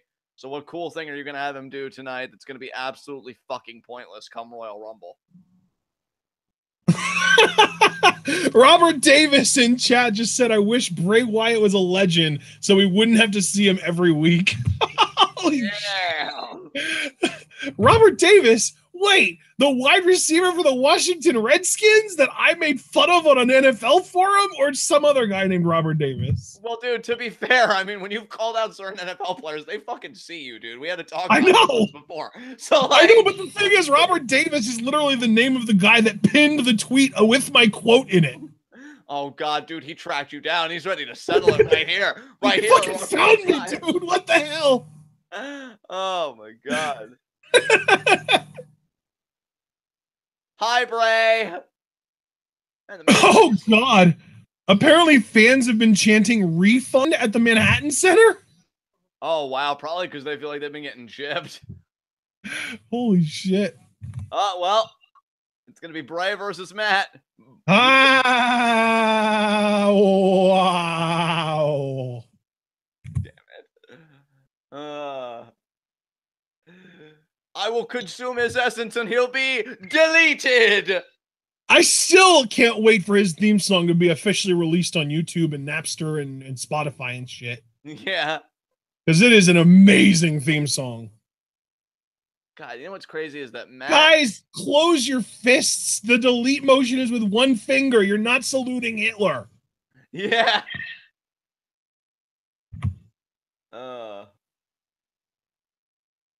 No, Jafar, this is not a pay-per-view match. There's too much shit on Royal Rumble. They had to cut some stuff. Hey, Brandon's finally here. Glad you could join us, man. You're just about to see Woken Matt Hardy delete Bray Wyatt. So yeah, I was going to say, welcome to Raw 25. Remember to leave a like, and hopefully you enjoy the show. Absolutely. Forearms. Off the ropes. Oh, God. Bray caught him already? Oh, okay. Yeah. Like, Bray knows he's not winning this shit. But what if he does, though? Yeah, I got done teasing that question after. Well, I can't even remember when because it's just been so destitute. And What, like 2014, 2015? probably, yeah. But Russian Matt, leg sweep. nice Russian leg sweep by Matt too. That was good form there. Oh, he's going up to the middle rope. Yeah, Matt quickening that pace already. Delete, delete, delete. Oh, he's feeling it. Elbow to the back of the neck. Yeah, he's not fucking around there. Kick to the gut, twist of nope. Oh, Bray went for a lariat crossbody. Yep. Oh, I think I'm actually ahead of you this time, brother. So I think it's going to be your turn to pause play. All right. Well, let's just both do it. Well, actually, I just got done doing it, and my thing finally stabilized. So hopefully you're good. If I have to do it, I will. So you're seeing a Sonic commercial then? Yes. Gotcha. Sonic Shake Up. Sonic Drive. We had a Sonic near here. CC's. I fucking love Sonic. Ever eat CC's? No. Either. Okay. Well, good luck to this new chain that neither one of us know. And if neither one of us know it, well, then who really gives a shit? You know what my favorite, like, sort of chain pizza joint is, though? Oh, I know you've told me this before. I forget the name of it, though. Are you sure? I'm positive I've forgotten the name of it, so you can tell us here. Sparrow. Oh, okay. Dude, their slices are gigantic. Well, that's always good. Yeah, like normally when I get a pizza at like a local place, because I tend not to eat at chain pizza shops, but when I do get like local pizza, I usually just eat like 2 slices for a meal. Right. Sparrow, I can do 1 and I'm good. Oh wow, damn. Their slices are that goddamn big. Their slices are huge, brother. Is it for a fair price point as well? I don't even remember last time I went there. I was like, shit, like 15, maybe 16 years old. It's been a long time then, damn. Yeah, over a decade. Okay, then. No, I mean, any place that could, like, you know, give you good pizza like that, and especially at a fair price point, like that's. Well, and to be fair, in that time, since the last time I was there, they might have even gotten like a new recipe or just changed shit up, and it might not even be that good anymore. Yeah, that's how things usually go. I know, dude. Like, Skittles. Why the hell would they change the green ones from lime to green apple? I don't get that. Yeah, that doesn't make any sense to me either. I know that's been that way. Like the green Skittles in like the standard red packs of Skittles have been like green apple for years now. I don't even remember the last time they were lime. And just recently, like in like middle of 2017, they had this special thing going on that was called like, God, what was it called? Like Lime Forever or Long Live Lime or something like that. And they were literally like special bags of Skittles that had lime green ones. And they were delicious. And I got them while they were available, but it was like a limited time offer thing, and it sucks. Right. And what else? You know what else they changed the recipe for? Trident gum. The original flavor is no longer the same that it was like 3 years ago. Kind of reminds me of that Bob's Burgers episode where Gene's favorite candy gets changed, and he goes to this. I know. Entire episode, yeah. Yeah. It's like, why change it? That's the thing is like I'm not the Marky type to be like, oh, I need to start a petition to change it back or anything, because I know that doesn't matter. And the reason that they made the change is to save money and make more money. But still, like, fuck it, man. It's awful. Right. And oh yeah, we got again for this Tupac and Notorious B.I.G. here. There we go. Brain broke. God, it's woken, man. I gotta remember that. Jawbreaker there by Matt. As yeah, now we're back here. It's so crazy that Matt's got this gimmick where he's probably been the most over he's ever been, and yet he's been a long-standing like part of Monday Night Raw in the WWE. So it's quite fitting that he's on this show tonight, taking on Bray Wyatt. Delete. Lariat. I'm surprised since Bulldog. Oh, you got thrown. Yeah, Bray now taking back control here. Surprised him and Jeff really didn't do much together. Wow, Matt bleeding by the mouth, though. Yeah, I think his gum is bleeding above his front teeth. And Bray just kind of looking at him like, okay. I mean, oh, shit. Side effect. Nice side effect there by Matt. But obviously only 1 count. I think when Bray did the spider walk thing, Matt just did the wonderful. And it kind of freaked Bray out even. Yeah. And now, oh, twist of fate. But Bray So- counters again. Which one of these venues do we think John Cena is going to show up? Barclays or Manhattan? Well, this is Manhattan, right? Yeah. I would say Barclays, since Barclays got Stone Cold and they got The Undertaker. They got, oh, wow, Matt's going to lose this. Holy shit. Wow. And Bray wins. Wow, Raw 25 really is a magical time. Bray won. They're basically treating this Manhattan Center show like a house show, honestly. Yeah.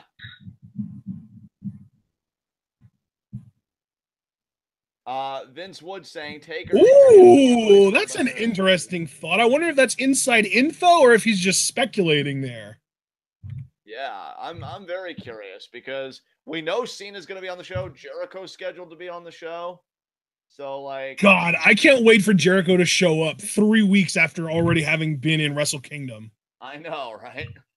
That's nuts to me. But yeah, not even 3 weeks, like 18 days after being in Wrestle Kingdom. Yeah. That's insane. And the great thing too is that, like, I'm expecting him to be on one of the New Beginning shows, right? Yeah, you'd think, dude. Oh, some of the greatest female superstars in Raw history. Oh, now we're going to get a tie in here with the Women's Rumble at all. I'm curious. The Bella Twins. Boo. Boo, Bellas. Brie is the superior Bella. Even though she's still shitty in the ring and on the mic. Brie mode. Maurice. Now there's somebody we can get behind. She is still very much preggers. Congratulations to her. And Marie's going to the other side because she's not associating with that Bella trash. Oh, Jesus Christ. Oh, Kelly. Boo! Boo!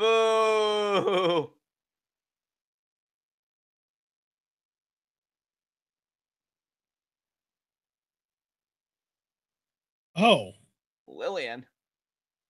Why is she considered? Why is she not? I don't understand. She's a ring announcer. She wasn't a wrestler. What are you doing? It's finally my time to shine. I'm taking my push. By the way, Lillian Garcia looks great. She's 51 years old. Holy shit. Right? Jacqueline. She looks incredible. There's Jacqueline. All right, Jacqueline. Would we like to know how old Jacqueline is? Because she's not much older than Lillian. She's only 3 years older than Lillian, 54. God damn, Tori Wilson still looks incredible. Indeed, she does. Hey, Tori. If anything, I would argue Tori Wilson looks better now than she did 20 years ago. Shit. Yeah. Oh.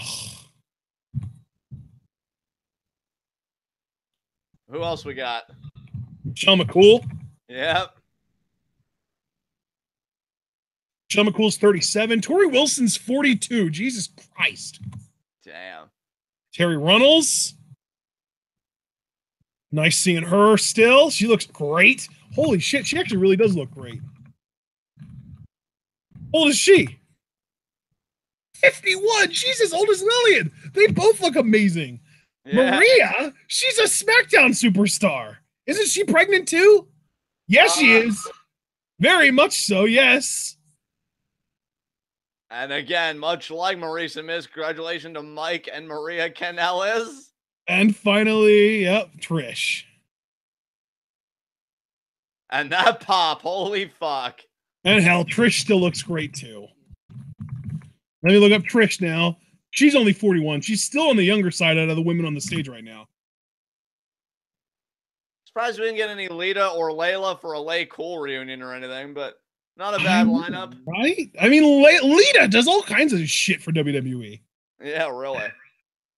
But I think I heard her contract ended recently. Oh, is that what it is? That would explain it. But I don't think any of these other women should be under contract either. Like, it's kind of weird. Yeah, I mean, they might be like on Legends deals.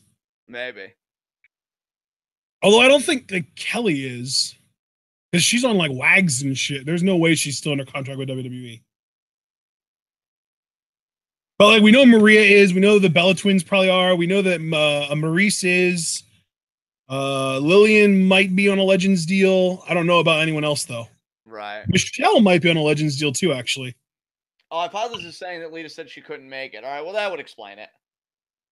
That would explain it. Yeah. Apparently, Tori Wilson was originally supposed to be the first Divas champion. That's something.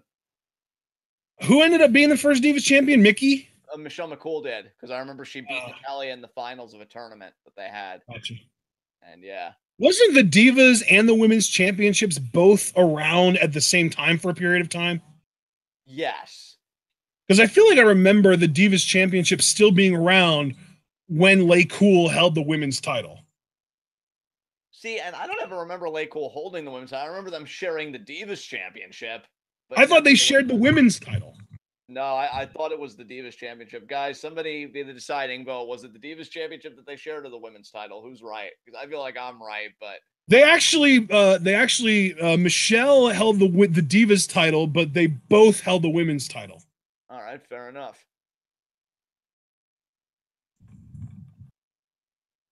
It says here, I'm looking at the women's championship. Layla won it on May 11th, 2010. It was a Texas Tornado handicap match, meaning Layla and Michelle McCool were both in it against Beth Phoenix. Layla pinned Beth Phoenix, but Michelle was unofficially the co-champion and defended the championship in Layla's place on some occasions, but was not officially recognized as the title holder. Okay. And Michelle McCool, who had been unofficially co-reigning with Layla, defeated Melina to unify the women's and Divas championships in September of 2010. All right. But I'm pretty sure the championship that was broken in half that they each carried around one half of was the women's belt. Right. All right. Well, that was kind of spotlighting the women. We're now at 10 o'clock, so we're in our third hour here. Yeah. Oh my God. Dude, I'm sorry, WWE, but even you know better than to go into 1 hour from another via commercial. Yeah. Like, the whole thing that I always talk about, how like each hour has its own main event, like the first hour main event, second main event. The whole reason for that is because you want to start a segment 3 to 6 minutes before the end of an hour to carry you over into the next hour to prevent people from changing the channel. If you're at a commercial during that transition, you're losing so many viewers to other shows. Yeah, you are. They ain't gonna stick around. Way to fuck yourself over, Raw. Elias! Oh, what does he see? Who does he see? Jericho! Dude, if they have a match tonight, I'll be so happy. Holy shit. Yes, please!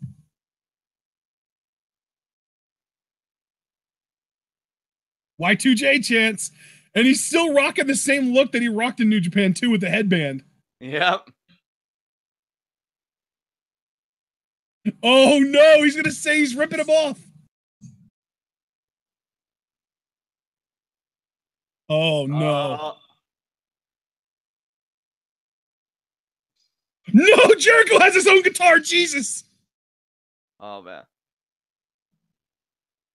Oh jeez. Well, I was like, ah, shit.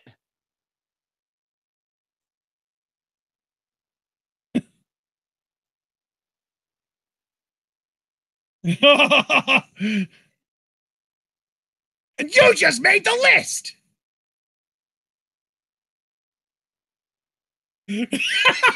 Pop of the night.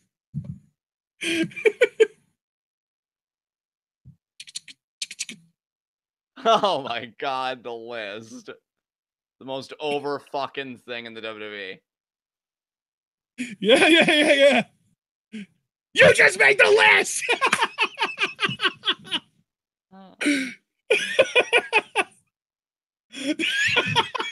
You're stupid. I love Jericho. What I would give for a program between those two to really give Elias credibility. Yeah. Oh, this is when Orton got betrayed. This is your Orton segment of the night, folks. And then the Triple H Stephanie, or not Triple H, the Stephanie getting hanged by the Undertaker symbol. John Cena, U.S. champion. Mick Foley as champion. Ric Flair's retirement, Oh, God, DX, reminds me, we still have a DX segment tonight. Fuck me. DX and Vince McMahon. Empire State Building earlier today. What are we going to see here? Oh, God. What is that? Is this like Trump Tower? No, it's the Empire State Building. Shut the hell up. Oh, this is the Warrior thing, the Warrior Award. That's Dana Warrior. Okay. Oh, man. A lot of people popping for Jericho in chat. That's awesome. Dominique Adams makes a great point. Jericho is the only man that can transition from a crazed, brutal, psychotic heel in New Japan to a goofball, entertaining babyface in WWE and make it work. Yeah. Elias! I want to walk with you. We'll all walk with you, Elias. Who wants to WWE? I love his name graphic. It is really cool. It's got that like old-timey kind of border around it in the white or gray. Yeah. Is this the DX segment? Are they going to interrupt Elias? Oh, Christ. You're probably... Wait, Honky Tonk Man, I'm calling it. Okay. Was he confirmed for this show? I mean, everybody... No, he wasn't, but neither were a few other people that have been on. Like, I don't think Trish was confirmed for the show either. I'm pretty sure she was, but regardless, I really hope this isn't the DX segment. She wasn't on the list on WWE.com, and she wasn't on the poster that I saw, I don't think. So I don't know if she was confirmed or not. She might have been, and I just didn't know about it. Regardless, dude, like, Elias, that interaction with Jericho was fine, but let's not overkill it. I think everyone wants to walk with you, Elias. You're awesome. We love Elias.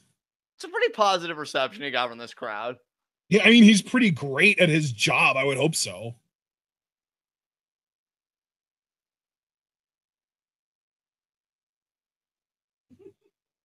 Funny thing is, like, Elias has this great look. Like, he has the look of a heel because he's a guy that, like, he's built all the hell and he's a good looking dude and it's easy to be jealous. But he still has some flaws that make him relatable. Like, that lisp, I think, makes him relatable. Right. So I think he could still be a really, really quality babyface if they ever decide to turn him. You see this crowd control, though? He's like, WWE stands for, and the crowd loudly said, walk with Elias. I'm telling you, man, he's legit.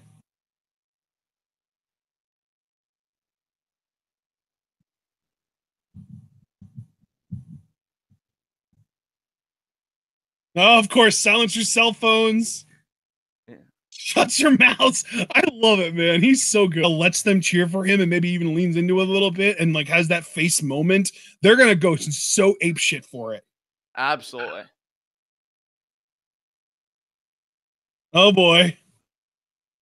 What's this going to be? He's really, really dragging this one out. Stupid idiot. Oh! Oh, no! Don't leave, Elias, please! If that's how you feel, then I'm gonna leave. Please don't leave us. We need an Elias concert. The man's sensitive about his art, all right, crowd? Be nice.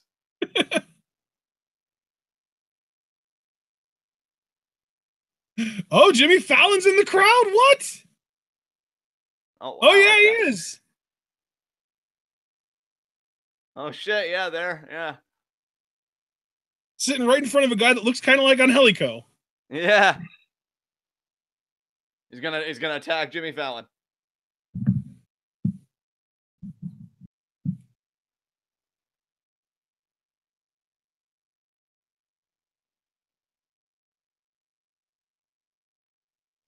Oh!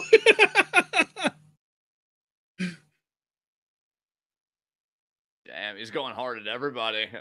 I love it, though. He's going to get ganged up by so many people, I think.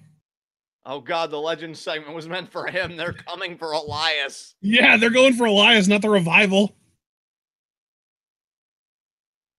Oh!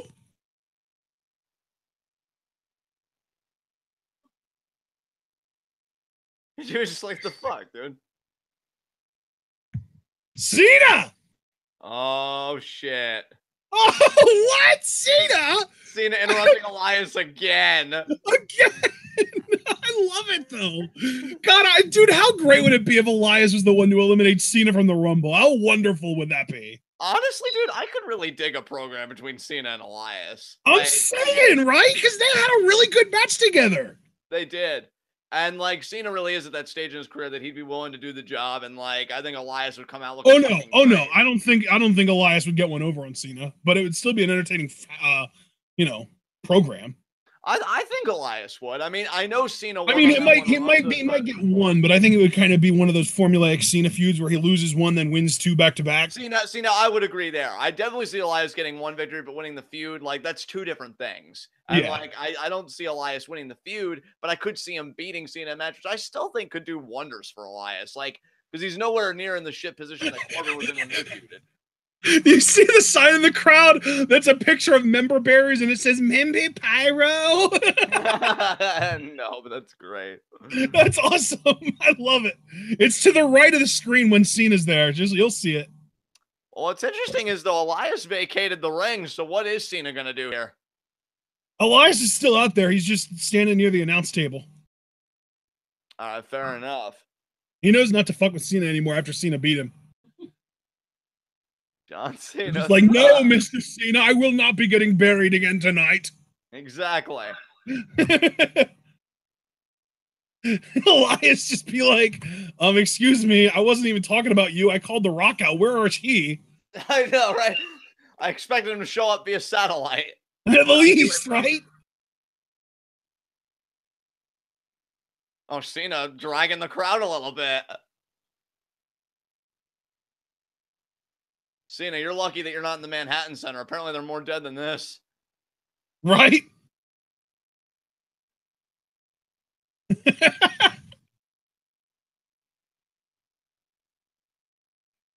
Come on.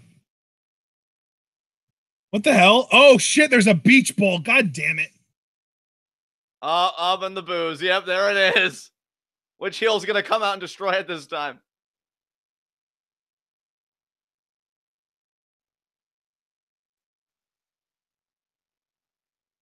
What?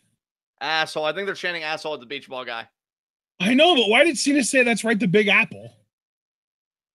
Well, no, because they're chanting asshole, so he's doing like that deliberate mishearing thing. Oh!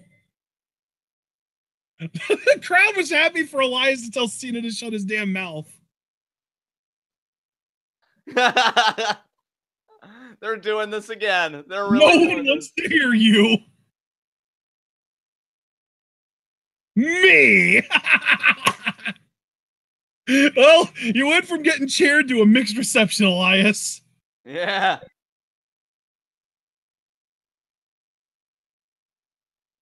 Yeah, John. And John's like, "Aw." Oh, are we gonna get this match again? What? Whoa, shit. It's going down. Cena is just so confrontational right now. I know. Is Nikki giving him a hard time? Is he picking on Elias? Or is she not giving him a hard enough of a time, if you know what I mean? Oh,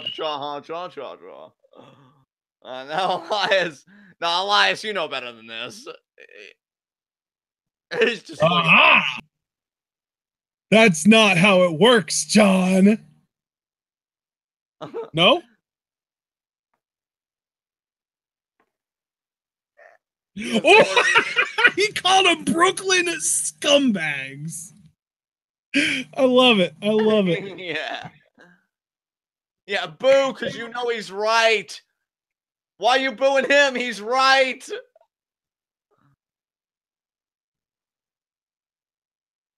Oh, he's going to sucker punch him. He's got that look. And, yeah, 1, 2, clothesline in the air. Yep. Proto bomb.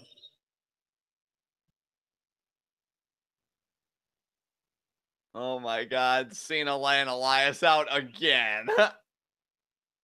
Cena's probably going to eliminate Elias from the Royal Rumble. I know you thought it'd be so cool if Elias. Oh, wait. Oh! Wow. Okay. There you go. All right, Elias.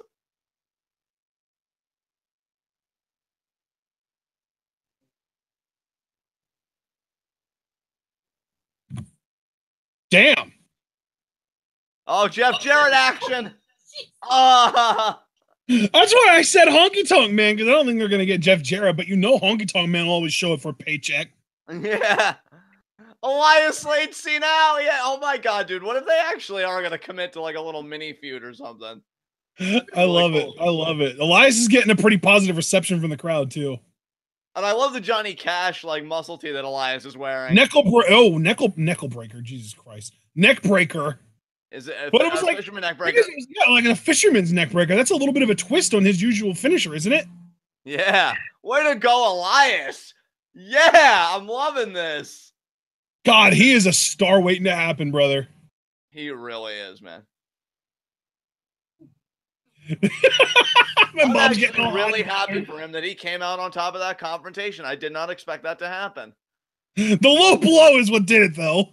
Well, dude, he's a heel. Fucking hit those nuts all day. I know, right? Yeah. The low blow and then the guitar to the back. Oh. Bam. That's what I call a smash hit. This is great. Personally, this is one of my favorite segments of the show. Oh, apparently, since Samoa Joe got injured, the WWE is replacing him in the Cena program with Elias. Holy fuck. This is such an opportunity for Elias. That's huge. See, that's why I gotta say, and I hate to be that guy, but I say it every time. One man's misfortune is another man's opportunity. I adore Joe to death, but I gotta be truthful. If him being taken out means Elias gets the opportunity of a lifetime, there's something to be happy about there. I wish Elias could get opportunities that didn't come at Joe's expense, but it's the nature of the beast, you know, and you got to keep moving forward. And I got to credit WWE because I shit on them. So when they do something right, you know, positive reinforcement and all that jazz, it's a really smart move to give the ball to Elias. Now, you telling me that, and I'm not even committing hyperbole, as far as WWE goes, because I can't stress that enough because everybody knows I love New Japan and Lucha Underground and all that stuff. But as far as WWE goes, Cena Elias is one of my favorite programs going right now already, knowing that it's a thing. He's going to kill it. He's going to kill it. Really happy to hear that. Yeah, definitely. And it's cool, too, because they kind of already got a test run with their match on Raw a few weeks ago. Which I thought was a solid match. Yeah. You know? And now that we know it's a program, now I'm looking forward to seeing how those two interact in the Royal Rumble. You know, is Cena going to get his revenge back and eliminate Elias? And are they just I mean, now that Elias kind of already got one up on Cena, that wouldn't surprise me, but it would still be awesome if Elias got one up on Cena. Right. Or another one up on Cena, I should say. Yeah, now... but then again, if you think about it, the WWE might kind of see Elias eliminating Cena from the Rumble as Elias's quote-unquote win over Cena, and he might not get any other ones on pay-per-view matches. Right. Nobody else has been added to this schmaz, thankfully. But JBL's going all in. Well, actually, everyone's going all in. This is hopefully going to be the fight. Someone put pancakes in there. One of the New Day members did. Yeah, I don't remember the New Day and the last time we visited the APA's office, so I thought they were an addition, but Keith Slater had a hand. Titus O'Neil. Oh, Full House. Apparently Heath Slater was cheating. I guess so. Oh, he just stood up and a bunch of cards fell off his lap. Are we going to get a pancake and chip food fight? I guess so. God damn it, JBL.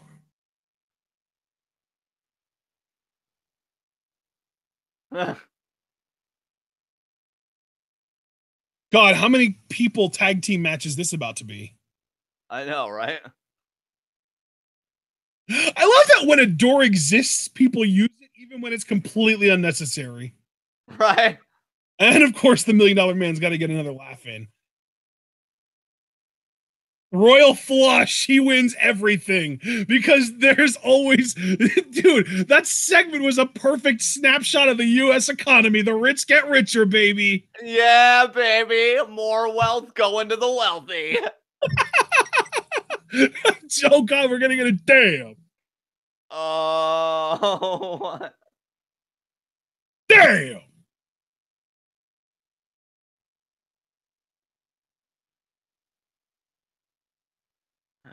Oh God, I love it. I love how everybody just gets quiet as soon as Ron does his thing. Like, well, I guess that's all that needs to be said. Oh, that was fun. All right, well, now we're gonna get another commercial, another commercial, another Well, commercial. Steve Herman saying so far he's only enjoyed the Austin McMahon segment and Elias Jericho. I also enjoyed Elias Cena. So Elias had 2 great segments tonight. Elias may be the MVP, but Braun still hasn't happened yet. So Yeah, and I mean, to be fair, I've also enjoyed the general manager stuff because of the Eric Bischoff return. And yeah. the highlighting of the women was pretty cool, especially because we kind of got to go down, see what ages a bunch of them are, just kind of getting like a relative idea of who looks amazing for their age, aka Lillian Garcia and Terry Runnels. Yeah, man, I've enjoyed it, and hell, Jacqueline Moore too. She looks great for her age too. She was the oldest woman on that stage, and you would not have been able to tell just by looking at her. Absolutely, dude. Absolutely. Yeah, Raw's really been something. I won't say it's been like a spectacular episode by any means, but given that it's one of these special episodes which have the potential to be really bad, like I've actually somewhat enjoyed it. I feel like it's been solid. Yeah, it hasn't been horrible. That's all we can ask from a Raw is just that it's not horrible. I mean, Jason was milking the crowd pretty well. He got a decent amount of heat to know that. Dude, I'm telling you, people that haven't caught on to the Jason Jordan stuff must absolutely despise him, and I just love it. Yeah, man, it's great. Like, he's Like, really, don't get me wrong, he's still cringy as hell, but knowing that it's intentional is so much more fun than when you think it's like accidental. well, absolutely. Well, look, what do we always say with characters like that? You accentuate the positives and you hide the negatives. Except in this case, in a brilliant twist of irony, the negative is the positive here if you just write it well. Like, the guy really is cringy. He doesn't have that explosive personality, but like when he tries to be the do-gooder, when you turn the volume up to 12 in a heelish way, it makes for, great material. So he's gotten great stuff. To know that Elias is in a program that can actually elevate his profile, so much so, I'll be honest, that when we get into the new wrestling season, because I always say, like, after Mania, a new season starts, even if they don't call it the season premiere. After Elias gets done his program with Cena, I think he could have a great, next season under the WWE calendar. And so that's very exciting to think about. Miz is Intercontinental Champion again. So Roman's no longer holding that. And, Miz does great work with the IC title, always has. We're still on a collision course for Roman Brock. I'm convinced. I'm still salty that it's not, Braun's story here, which is really sad, but that's for a separate commentary. So, yeah, I feel like WWE, especially in their undercard, is putting stuff together that I can really ride with. And I'm really, really feeling as a fan. So it's good shit. Oh, hell yeah. Yeah, buddy. So what about you guys? We know how Steve Herman feels. I mean, how do you feel, Ashton, about tonight's show? I mean, I know you said you like the GMs and stuff. So, like, on the whole, I would say on the whole, I've enjoyed it. To me, the funny thing is the least entertaining parts of this show have been the wrestling matches. Yeah, really. That is the funny part of all this. Like, I didn't give a single shit about the 8-woman tag match, and I gave even fewer shits about Matt Hardy, Bray Wyatt, and especially because you could really tell from the vibe of that match that Manhattan, or the Manhattan Center kind of venue show is basically being treated like a house show. Yeah, these 3 comments here in the chat just really sum it up. Davin Miller saying, "Oh, and the other match that happened was Miz Reigns, which was only entertaining because the Miz won." Right. Davin Miller saying, I like how they rented the Manhattan Center and did nothing with it. The crowd is getting restless due to lack of wrestling. Bill Carter, there are pictures of Jim Ross and Jerry Lawler sleeping right now. I saw one of those pictures, by the way. Bullock over the Shield saying they sleeping. But apparently Mark Henry and the Godfather! Yes! Former Nation of Domination brothers. Hell yeah. Is she his wife, or is she just another member of the Who Train? Oh, Godfather might have actually settled down finally.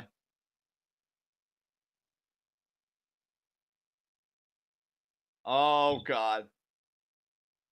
Oh, God. That was a different era, man.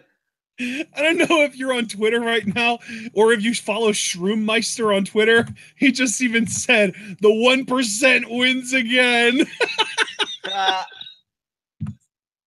You know, when Mark Henry said it was a different era and we've all grown up, I have expected his son, The Hand, to show up. Yeah, Dad. believe me. I mean, was that on the 15th anniversary or was that on Raw 1000? That might have been a Raw 1000. Oh, God. Oh, man. Oh, and now we're gonna get Titus Worldwide versus Slater and Rhino, I think. Well, that's a nothing match. Give me Braun Strowman. Oh God. Dana Brooke is actually getting over in this role too, by the way. Like, here's the thing. I don't even hate this act. I just like, it's... Well, no, but my thing is, I don't mind the act itself, but the problem is Dana's getting over in a way that the WWE is going to notice and start pushing her as a singles competitor, which doesn't work because she's awful at everything. Yeah, they should be able to read the room and be like, oh, hey, Dana works as a valet. We should just keep it. Like, and I'm asking this honestly. Like, I'm not asking this to be a dick or put Dana Brooke down. What's wrong with being a great manager? Right? Like, what's wrong with that being your career? Like, I know that's not what Dana signed up for, but if that's what she's good at, like, I would just ride the wave, collect the check. I mean, that's just me. But if she really wants to compete, I would opt out and maybe go somewhere else. So she's really, like, in a tough spot. But apparently there are pictures of Jim Ross and Jerry Lawler sleeping right now. No, yeah, like I said, dude, I don't know if you heard me, but when I was reading off those comments, I said I saw one of those pictures, and it's hilarious. Yeah, and apparently the fans at the Manhattan Center are chanting bullshit and refund now. I don't understand why they would want two centers for this show if you weren't gonna, especially since it's like a 3-hour thing. Like if it was 4 hours. Yeah, I was under the impression that they were gonna have a show going on at the Manhattan Center, but it would just be like a house show with like the secondary roster with a bunch of people that can still put on an entertaining show, but aren't necessary for the Raw 25 production. Yeah, I really don't understand why they thought, oh, let's have both of these when it's like Barclays has gotten everything and the Manhattan Center has just gotten the fucking scraps. Like they got Bray Wyatt and Matt Hardy, and that's the only time I feel like we've checked in on them. The Undertaker promo, but that was it. Oh, the Undertaker promo, Manhattan Center also got? I didn't know that, but okay. So that's two things, but still, like, damn. Yeah, that was the same venue. It was the same venue. Yeah, you're right. Because I even remember Jerry Lawler saying, I don't know what to make of like Undertaker's promo and all that, but yeah. And honestly, for shows like this, I'm actually excited about Apollo Crews. That felt like so long ago. I know, goddamn. Again, I don't even hate this act. It's just like, I felt like we just had something so good with Elias. I didn't want to cool down. I wanted to keep getting, yeah. Up and, like my thing is, it's not hate, it's apathy. I don't hate them. Don't give a shit about them. Like honestly, like I feel like their Raw Fallout stuff is funny. I like the chemistry and I like the little comedy bits, which is probably the biggest compliment I've ever given anything involving Titus or Dana Brooke. It's just like they've beaten the Bar twice. I know if the Bar regains the titles on Sunday, which again you guys are gonna get our full thoughts on Royal Rumble on Friday. That one of their first feuds, and we got a commercial for this fucking match rather than just getting through it. Jesus Christ. Apollo Crews is basically the 30-year-old version of Titus O'Neil at this point. Except, I'll even say Apollo's more charismatic than Titus. Yeah, which I wish he had a chance to really cultivate that and show it in NXT. Like, I'm still, because I really wanted to. I was going to say, if only there was a place where talented but bland performers could use to really hone their craft, develop a personality, and learn how to connect with the crowd. I wonder if a place like that exists. Oh, wait, it's called the Performance Center and NXT. Yeah. Like, they did Apollo so dirty, man, because I wanted to be excited about him. Like, I mean, we aren't even big fans of Dana Brooke, but they did the exact same thing to her, except I would say even more egregiously, because she was a trainee. They didn't even let her, she didn't even work the indies. to really learn how to wrestle before coming to NXT to learn, the personality and the connecting with the crowd stuff. She was in NXT in the Performance Center for like a year or two before they shoved her in front of the NXT crowd, and where she was there and floundering and blatantly, glaringly the least talented in-ring working female on the roster for maybe a year before they pulled her up to the main roster. And then they tried to stick her with Emma. Emma got hurt, and then she kind of floundered for a little while. Then they stuck her with Charlotte, and then she just kind of broke off and hasn't done shit since. Literally send her back to NXT. She would be an instant, credible contender for the Women's Championship. She'd be able to learn how to wrestle for at least a few months, if not another year plus. And even though she wouldn't win any titles or anything, it would just be a good experience for her, for Christ's sake. Oh, absolutely. I completely agree with you. Oh, man. So frustrating. And they did the same thing with Sonya Deville and Mandy Rose. Like, stop cutting these people's developmental careers short because you think they're going to be draws. Like, you know what makes somebody a draw is when they don't fuck up every other time they get a chance to do something. Yeah. I mean, really, the only NXT act that I really felt has like thrived and done the most is the guy that's been one of the MVPs tonight, Elias. I feel like he has really come into his own on the main roster. I think the gimmick's fully realized and well-rounded. And Elias was kind of a Baron Corbin type where he felt like he was really ready for that like big crowd kind of exposure for way longer than it took for them to call him up. Yeah. Like he and Corbin both kind of suffered like, these upper mid-card spots in NXT where you knew they were never going to be main event NXT guys. But if they got called up to the main roster, they had main event potential on the main roster. And they just got stuck in NXT for so much longer than they needed to be there. Right. And I disagree, Javaris. I don't think they did do Sarah Logan worse. I think they're doing Sarah Logan worse with the content that they're giving her promo-wise on the main roster. But I don't think they did her dirty by calling her up when they did, because to me, she was ready. She obviously needs some work on the mic, but as far as in-ring and entertainment and connection with the crowd shit, I think she's okay in all those categories, and I think she's really good in the ring. The problem is this, the promo stuff, and it's mostly content. It's not that she's got a horrible delivery. It's just that they're telling her to make her accent like over the top obnoxious because that's not her natural accent. Right. Oh, Dudley's. Oh, well, they're here to spice some things up, I guess, with this. God damn. When was the last time we saw? Hasn't it been like a year or so? Yeah, I was going to say like a year or two. Devon looks like he's put on some damn weight, and not the good kind either. Yeah. Well, it is a legend show. Legend means, my God, I'm glad I got to appreciate you when you were good. Everyone's clearing the ring. What? Oh, dude, is the Revival going to come out? Oh, yes, please. I love that there's the damn sign in the crowd again. Remember Pyro? I love that. Yeah. Such a good sign. Hi, Mimi. Dudley's won a piece of Slater, Rhino, and Titus worldwide. The reunification of Slater Gator, baby. Yeah, I mean, there are 4 of you guys and 2 of them. I think you got this. Oh, God, they're going to feed Slater by himself with no back. Yeah, they are. You guys do this, man. You go in there and get 3D'd. Wow, Rhino, that's your partner, man. That's a real dick move. Oh. Slater has all kinds of experience getting beat up by legends.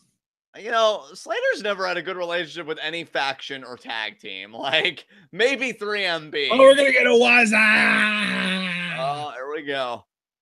Oh, shit, please, man. Revival, beat the shit out of these guys, please. Because that may overtake Elias and Cena as my segment of the night if Revival just takes out the trash. If the Revival shows up, they're the ones that are getting taken out, right? Let me have this.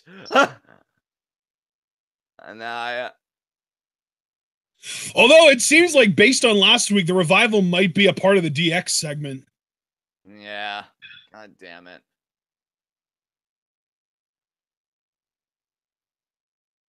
Be at the tables. And speaking of the DX segment, I saw on the poster, it's not just going to be Shawn and Triple H either. It's going to be both of them, plus both New Age Outlaws, plus Sean Waltman and Scott Hall, too. Yeah, they're getting everybody out for it. Which, is, again, the fact that it's going to be 6-on-2 if the Revival are the ones that get beat down there, it makes it okay. Because it's that, and especially because one of those 6 is Triple H, who's still, like, basically a part-time active wrestler. Yep. 3D! And Michael Cole's voice just cracked. And now Rhino clapping because that's like his ECW brethren right there. Yeah. Thanks for toughing my partner up. He's a scrub. Yeah.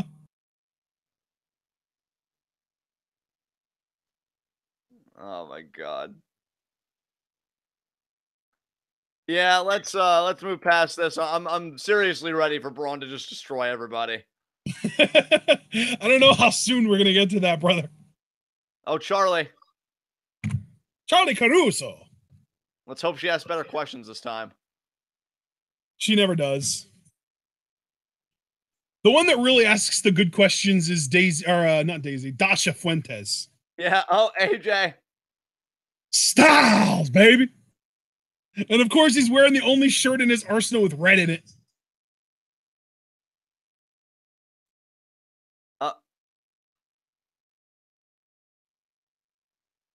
Oh, he's got somebody to do the interview with him.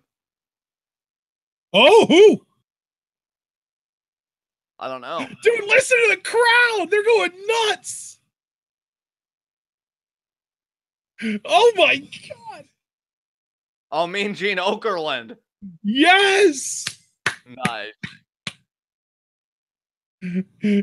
Thank you very much, AJ. Yes, AJ, I appreciate it.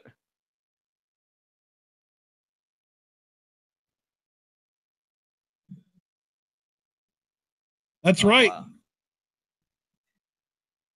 Taking on Sami Zayn and Kevin Owens.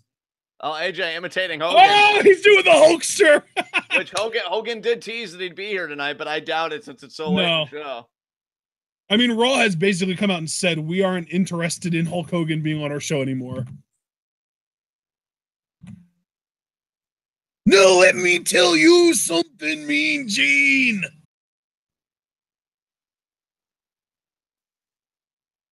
Oh, yeah, AJ saying Cammy isn't going to take the WWE Championship from him. That's right, he calls him Cammy now. That's so weird. Why is that even a thing? Because he botched and tried to make something out of it. AJ promising to retain his WWE Championship. And still, that's right. Jay Styles. Yes. God, why is he so good? Oh, that's right. You know who else we're supposed to get tonight? Who? Howard Finkel. Oh, yeah. Oh, the DX segment is next. God help us. Of course. It's going to be the semi-main before the Braun, Kane, Lesnar thing. Yes, before they just destroy everything and give us our closing images before Rumble this Sunday. God, yeah, that was a Macho Man impression hypothesis. Thank you for noticing. Yeah, I can't believe the Rumble's this Sunday. Jesus. I know, yeah. I'll tell you what, though. I love to give credit to some ring announcers. Like, I love Melissa Santos. I like to give some credit to JoJo, but to me, obviously, the best ring announcer in WWE, I've already said multiple times, is Mike Rome. The best ring announcer in the world, in my opinion, is Bobby Cruz for ROH. He is phenomenal. Yeah, he is really good. We don't even watch ROH anymore, but I just know how good he is. He's right. Yeah, man, this Danny McBride is representing Mountain Dew now.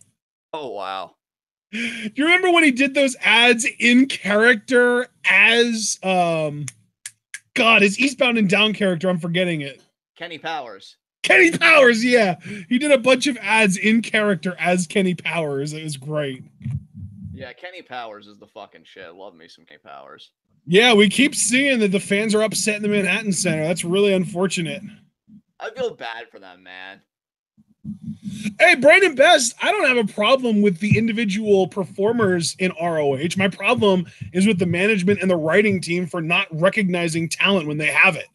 They push the weirdest, most random, horrible choices to the main event scene and then give the titles to guys that get hot 2 years prior to, and they give the titles to them 2 years too late.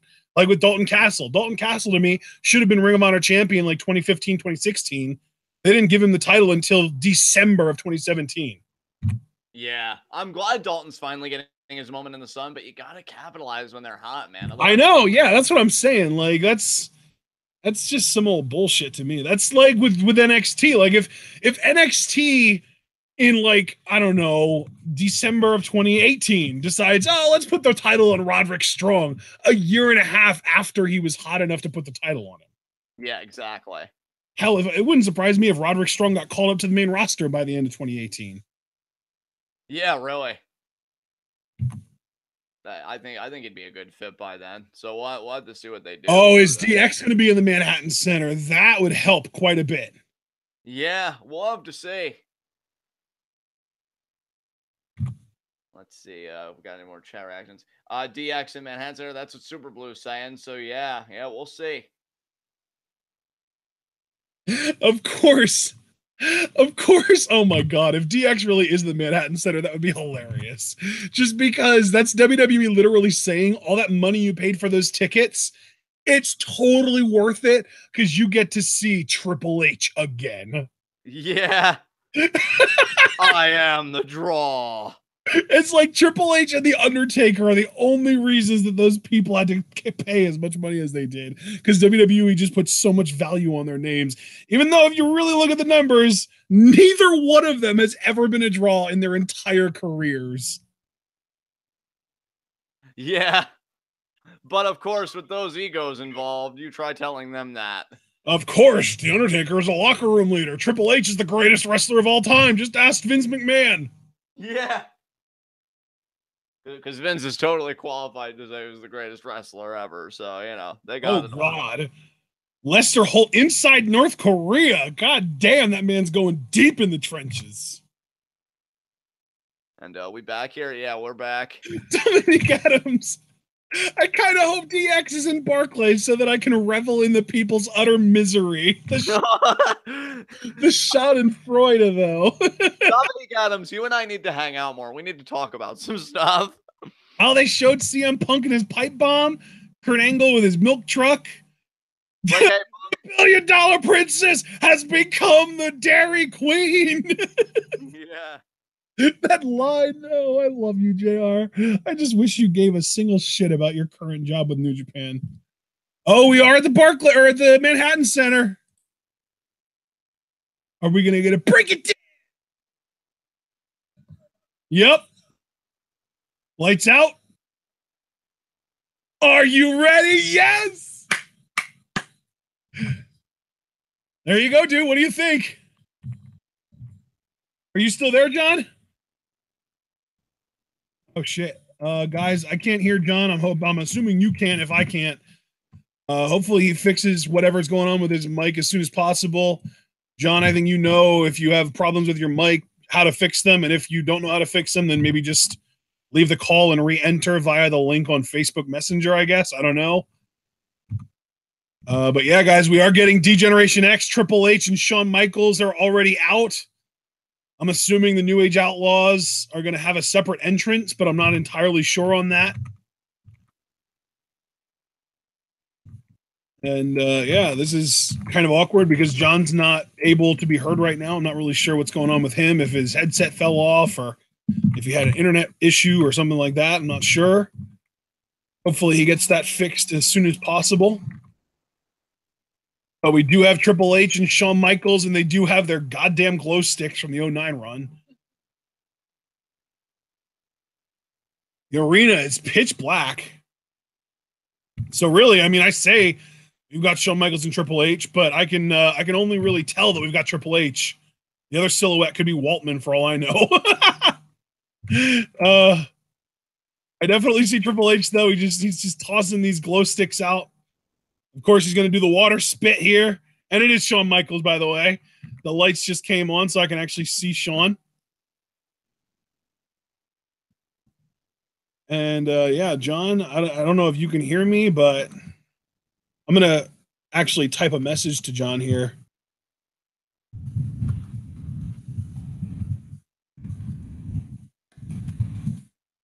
I just sent John a couple messages asking if he was there and telling him that I couldn't hear him. Hopefully he takes some steps to figure out what's going on and hopefully do some problem solving here. I'm back. Can everybody hear me? Yeah, what happened? Well, here's the thing. I think my surge protector fell and the plug for the battery source for my mic must have popped out. I apologize for that, guys. But I don't think I missed anything too significant because they're still talking here. Yeah, well, yeah, the DX segment is what's happening right now. Right. But yeah, they didn't get too deep into it, so I don't think I missed too much. Sorry about that, guys. But yeah, again, it popped out, so I fixed it, so we're good. And of course, Sean has to do the old man worn out shtick and act like he's winded, even though he's probably not. Yeah, I really didn't care for these guys showing up tonight, if I'm truthful, but we'll see what happens with it.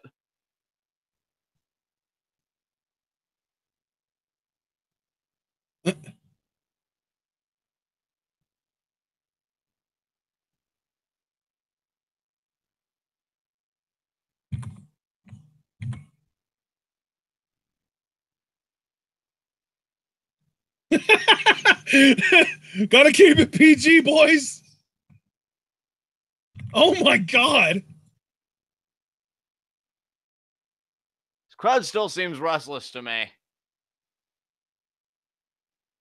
This crowd is just waiting to be entertained.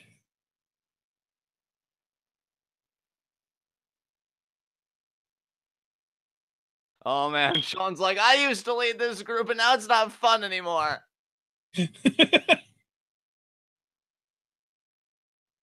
You're really gonna promote the network in the crowd that's getting fucking restless right now? Yep. That is not smart. Oh, they're getting booed for it too.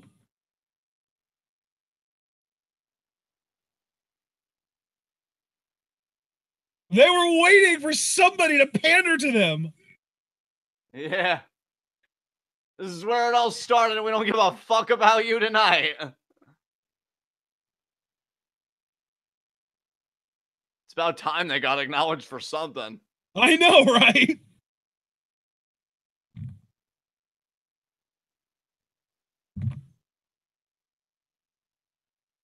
He's basically giving one of his NXT pep talks, except it's to the Raw crowd. Yeah. It started with a whisper. Yeah.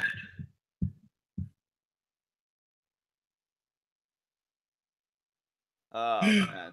Oh, God. Frank the Clown. Gross. I saw Brock Lesnar guy in the crowd, too. Yeah. God, how has Sean not gotten corrective surgery on his eyes yet? I have no idea. Dude, you're rich. You don't have to be looking in two different directions at any given time anymore. Maybe he's just learned to live with it comfortably. I can almost commend that. Actually, no, I can commend that.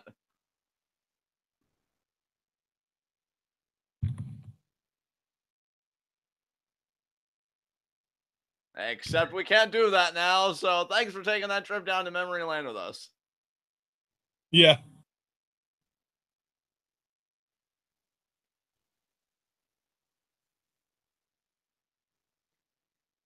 Oh, talking about that first episode, this is going to be where Scott Hall and X-Pac come out? Hey, yo. Yeah. Damn.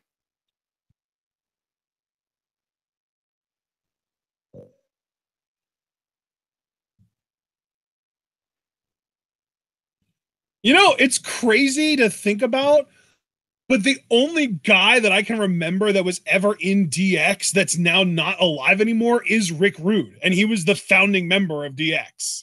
Yeah, man. Oh, and I mean, China, to be fair. China's another one. But still, like Triple H, Shawn, Nash, Scott Hall, Waltman, they're all still around. It's crazy, especially when you consider the lifestyles that, I mean, at least Shawn Michaels and Scott Hall, the lifestyles that they've had, the fact that they're both still alive is crazy. Yeah. Are you ready?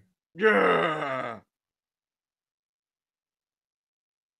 We brought the old timers. Let's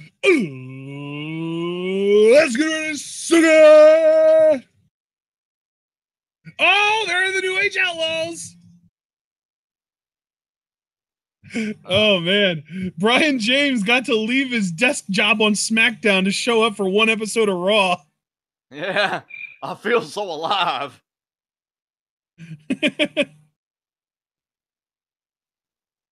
Jim Miller, I doubt Raw will be around in 25 years.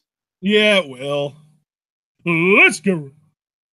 If Children of TNA all ages, D-Generation X proudly brings to you 6-time, Jesus Christ, tag champions of the world, the Road Dogg, Jesse James, the badass Billy Gunn, the New Age Outlaws.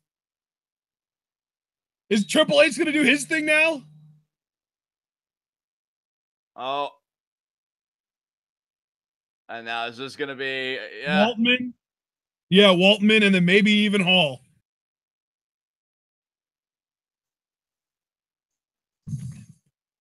Scott Hall will probably get a really big pop. What you tell me to do? What about Hall? I said Scott Hall will probably get a really good pop, I'd imagine. Oh, I hope so, man. Waltman's looking good, though, man. He looks shockingly healthy for all the shit he did. Yeah. I mean, you compare him to Hall, and it's night and day, and they're around the same age, I think. Yeah. Scott Hall's 59, X-Pac. Oh, shit. X-Pac's only 45. He's younger than Triple H. I did not know that. Oh, the 1, 2, 3 kid, of course. Yep.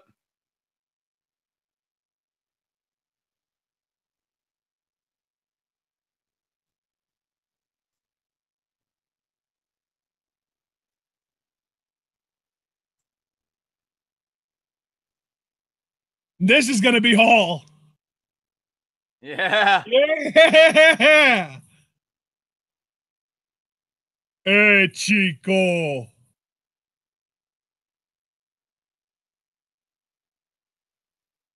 Oh, he's actually built his razor. Wow. Awkward. And we go to commercial. Damn, they did Scott Hall dirty. Yeah, wow. God damn, dude. What the hell? That's I feel like, I normally can tolerate the amount of commercials we get on Raw. I feel like there have been so many more on this show than we're used to. Yeah, man.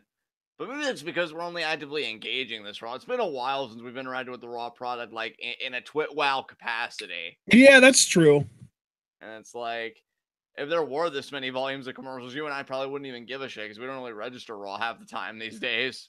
We did get Keyshawn Webley asking what we thought about tonight's show. I've enjoyed it so far. I mean, I say so far, it's almost over, but that just means that it's gone by quicker than I expected. So that's a good positive sign too. Yeah, I've enjoyed the show so far. I'm kind of disappointed that there wasn't necessarily as much hype for Rumble as I expected, but they have a chance to make up for that with the final segment, which I'm assuming will be Braun, Kane, and Brock.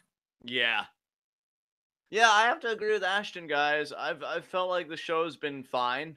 I've enjoyed it. Again, I feel like depending on what Braun does, Elias may go down as my MVP tonight. I thought he killed both the Jericho interaction he was a part of, and especially just the extended interaction he had, both with the crowd and then when Cena was part of the latter half of that segment.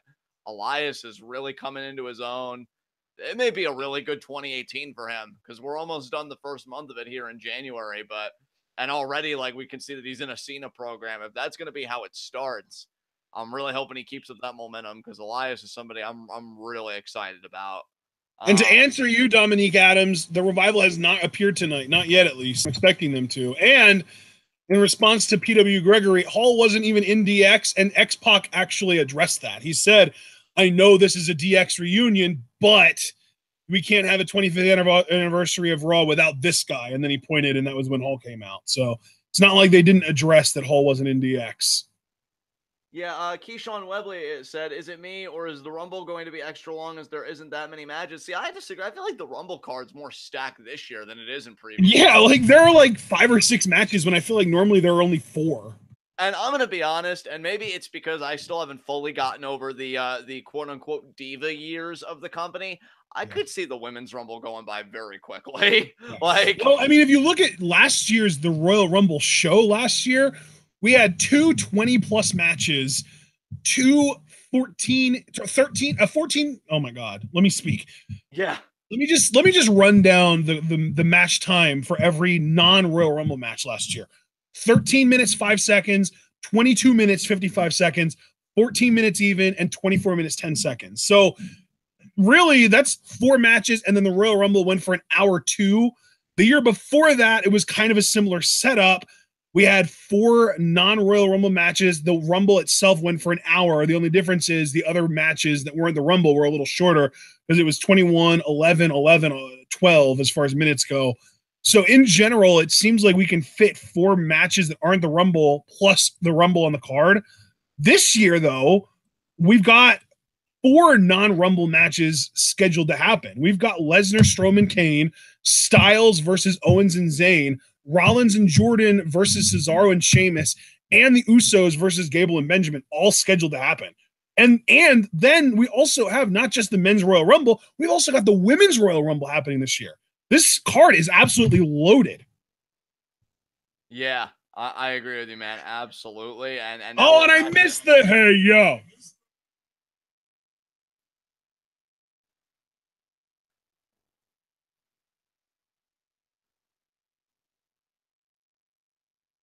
Yeah. Where's Balor Club? Too sweet. Holy shit. Asking they shall appear. Yeah, good call. Oh, wow.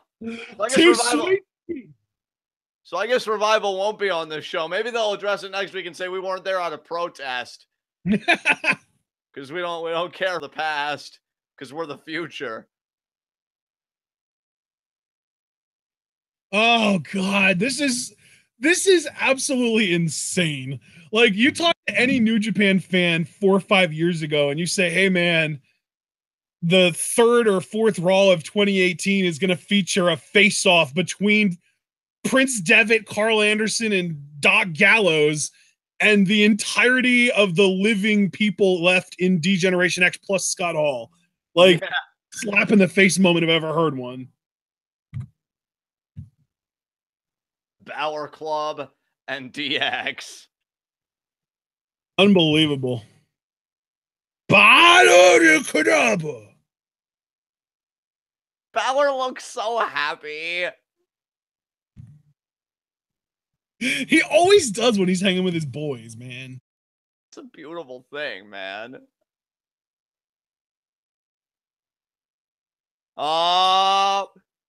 Dude, I think I hear like a half Marty Skrull chant. Yeah. I think they were doing too sweet, whoop, whoop, too sweet, whoop, whoop, like Marty. Oh, shit.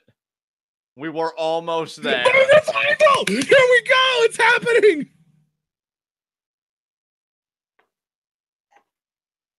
Oh, Jesus. We go hard. All day, all night. I'm a proud Southern people who are ready to fight. Say yeah. Yeah. Yeah. Yeah. Yeah. Yeah.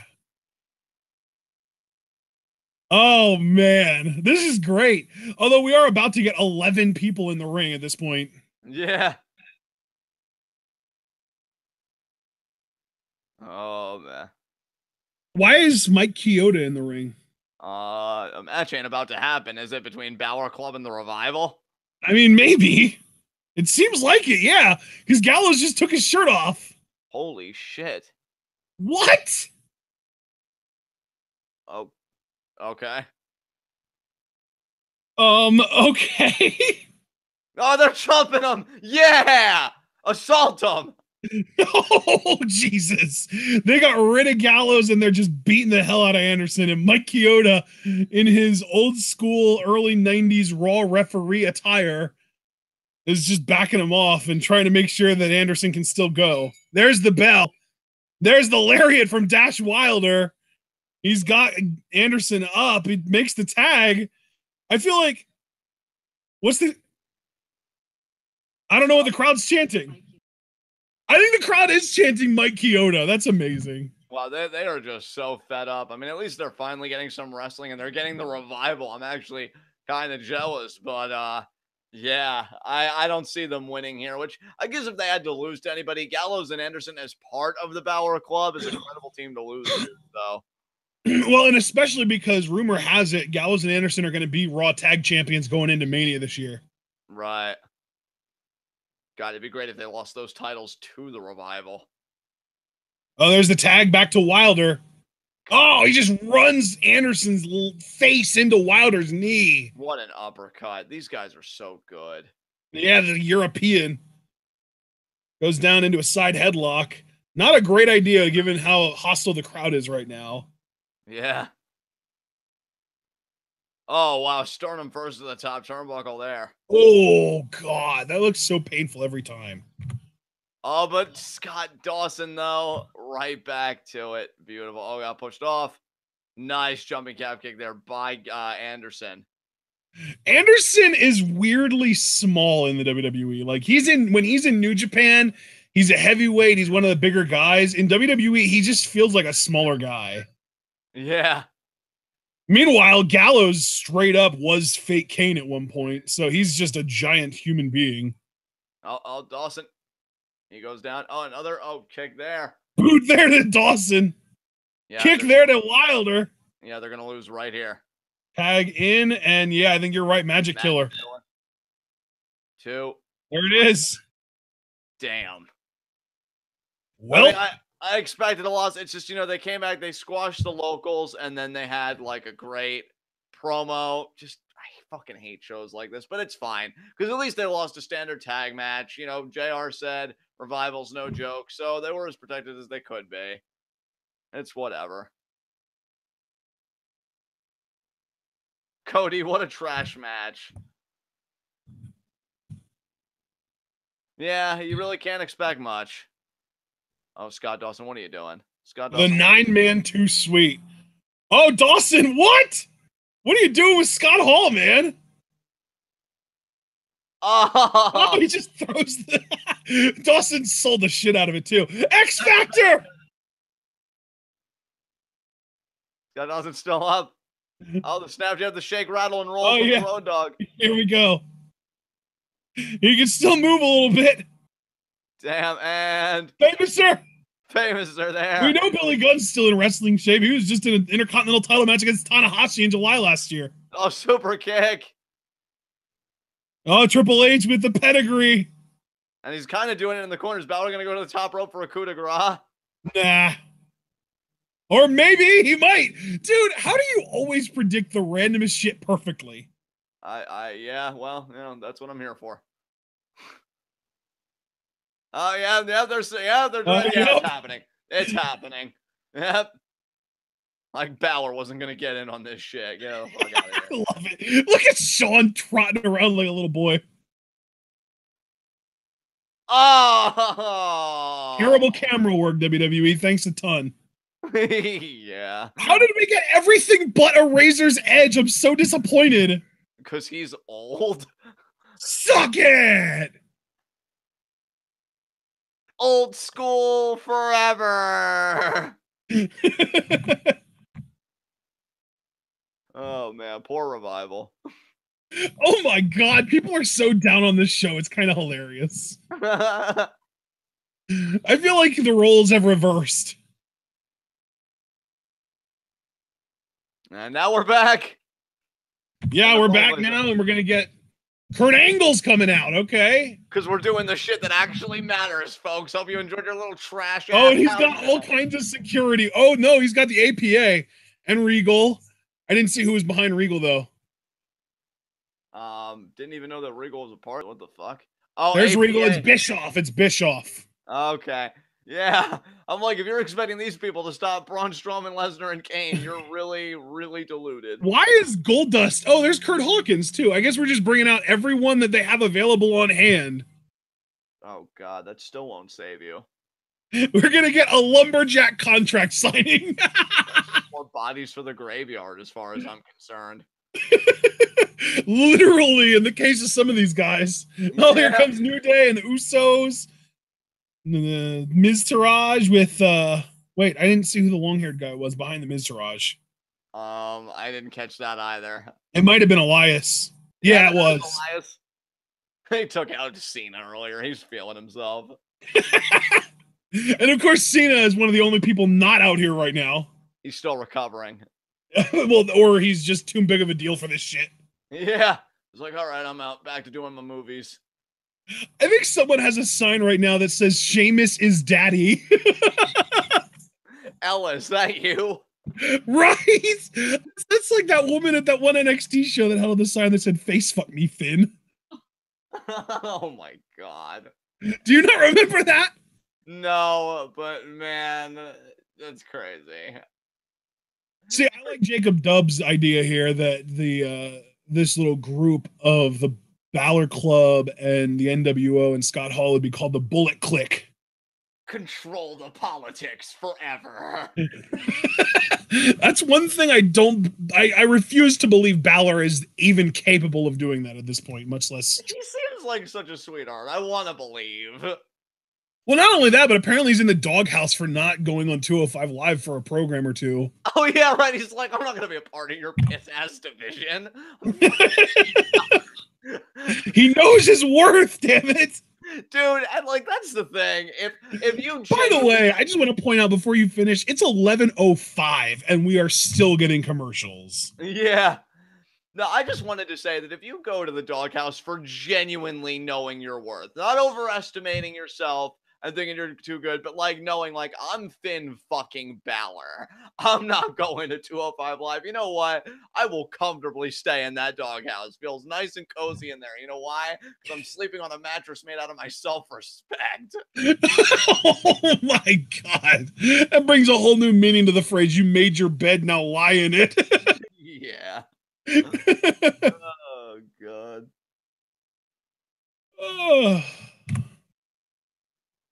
So let's get some more suffering from this show in our chat, because our chat seems, I don't know, our chat seems like kind of a mixed bag. Because I know you and I have been enjoying the show. It doesn't mean our chat seems majority negative on this show. Yeah, but at the same time, they seem majority positive on us because we have 51 likes. I'm only seeing 44. Maybe I need to refresh. I guess maybe. Yeah, because God, yeah, now I'm seeing it. Now I'm seeing it. Hot damn, guys. Thank you so much. That's huge. Hot dog.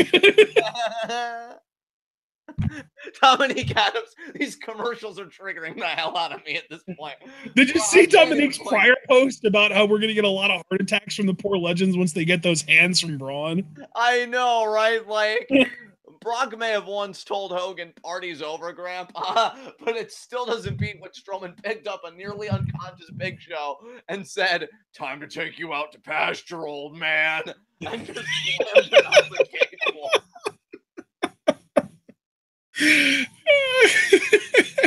This really should be Braun's era, dude. I'm still fucking pissed. I'm not going to stop being pissed until they remedy the wrongs that they've committed against this beautiful, magnificent bastard. Or at the very least, until somebody else steps up in the way he does and they pull the trigger on that person. Exactly. And maybe like an Aleister Black or something like that. Yeah, and thank you for saying it the way you did, because, yeah, Braun has stepped the fuck up, and for fucking what? Oh, you know, we really appreciate the quality of your work, Braun, and the crowd's actually really loving you, but Roman Reigns, though. Of course. The segments kick ass, the matches suck. You know, if you think about it, if you realize that not all of the segments are going to kick ass, that's pretty much the story of the WWE in a nutshell. Yeah, gee, god damn it. If you want great matches, watch New Japan, watch Lucha Underground, watch PWG. Yeah, I fucking love New Japan. Although on that same note, if you want amazing segments that aren't matches, just watch Lucha Underground. Lucha Underground really does just kind of provide everything great that you like in wrestling, right? Yeah. Like I always say, man, look, when Lucha Underground is on season, they're my favorite promotion. When they're off season, New Japan takes care of me. New Japan is New Japan in that case is daddy. Because New Japan is the king right now because we're in an off season for Lucha. Then it would be NXT, then SmackDown, then Raw. So where would you fit PWG in there if you had to? You know what, dude? Honestly, PWG, it would be behind New Japan when we watch it regularly because we really don't watch it that often. I honestly don't think of PWG that much, but when we watch it, I really enjoy it. Like, yeah, I don't want to do a disservice to PWG at all. They're great. Oh, here's Papa Kurt. Papa Kurt. Papa, don't preach. I just want to thank everybody for being here. And I know when I came back, you probably all expected the fun-loving Kurt Angle. And, well, I pretty much have the equivalent of your paint drying. But I'm here to oversee Braun, Brock, and Kane before their title match this Sunday.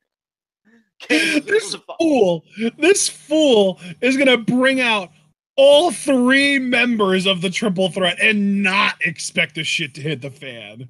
You're really fucking inept, Kurt. I'll tell you that right now. I'm so tired of, like, really just ignorant authority figures. Like, Vince should have left the ring tonight. Shame on you for not knowing better. And how does Kurt even think this fucking shit's going to work?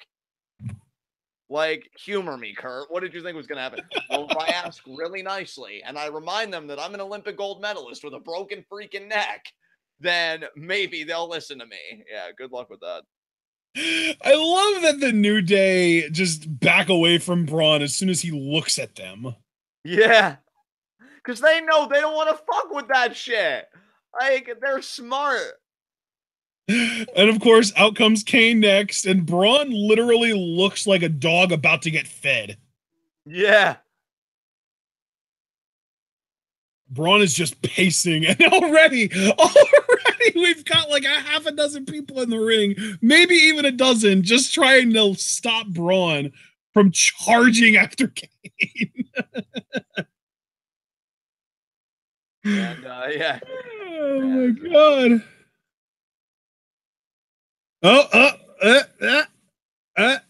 Where's Curdle? Yeah. Where is Curdle? Curdle. Braun is so ready to just rip Kane's head off. Oh my god. Oh, why are like Sheamus and Cesaro and Titus and Rhino not in the middle? I don't know. Oh, there's Paul Heyman. By the way, before everything goes to shit, I see the New Day in the ring. I just wanted to congratulate Kofi on 10 years in the WWE today. Today was his WWE anniversary. So wait, he's seriously only been in WWE for that might be only main roster because he was like ECW, FCW before 2008.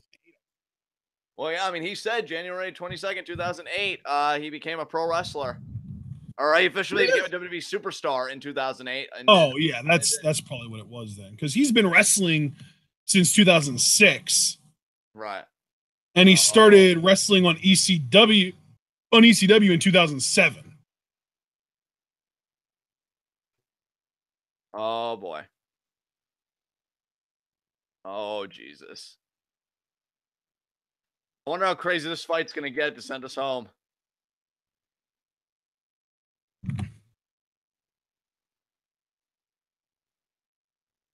Oh, God. Oh, my God. We get it, Paul. He's unstoppable. He's blah, blah, blah. I honestly really don't care. I know, right? Oh, jeez. Oh, man. Here we go. Here we go. Oh my God, he's got a purpose walk too. Everyone's clearing the ring. I love that they cleared the ring and Braun and Kane aren't even looking at each other. Oh, now they are. Braun just went after Kane and he's going right for Brock. Oh, shit. Oh, Brock. Damn. Brock's got Kane up. F5. That's it. Kane's dead. There's the F5. Now where's...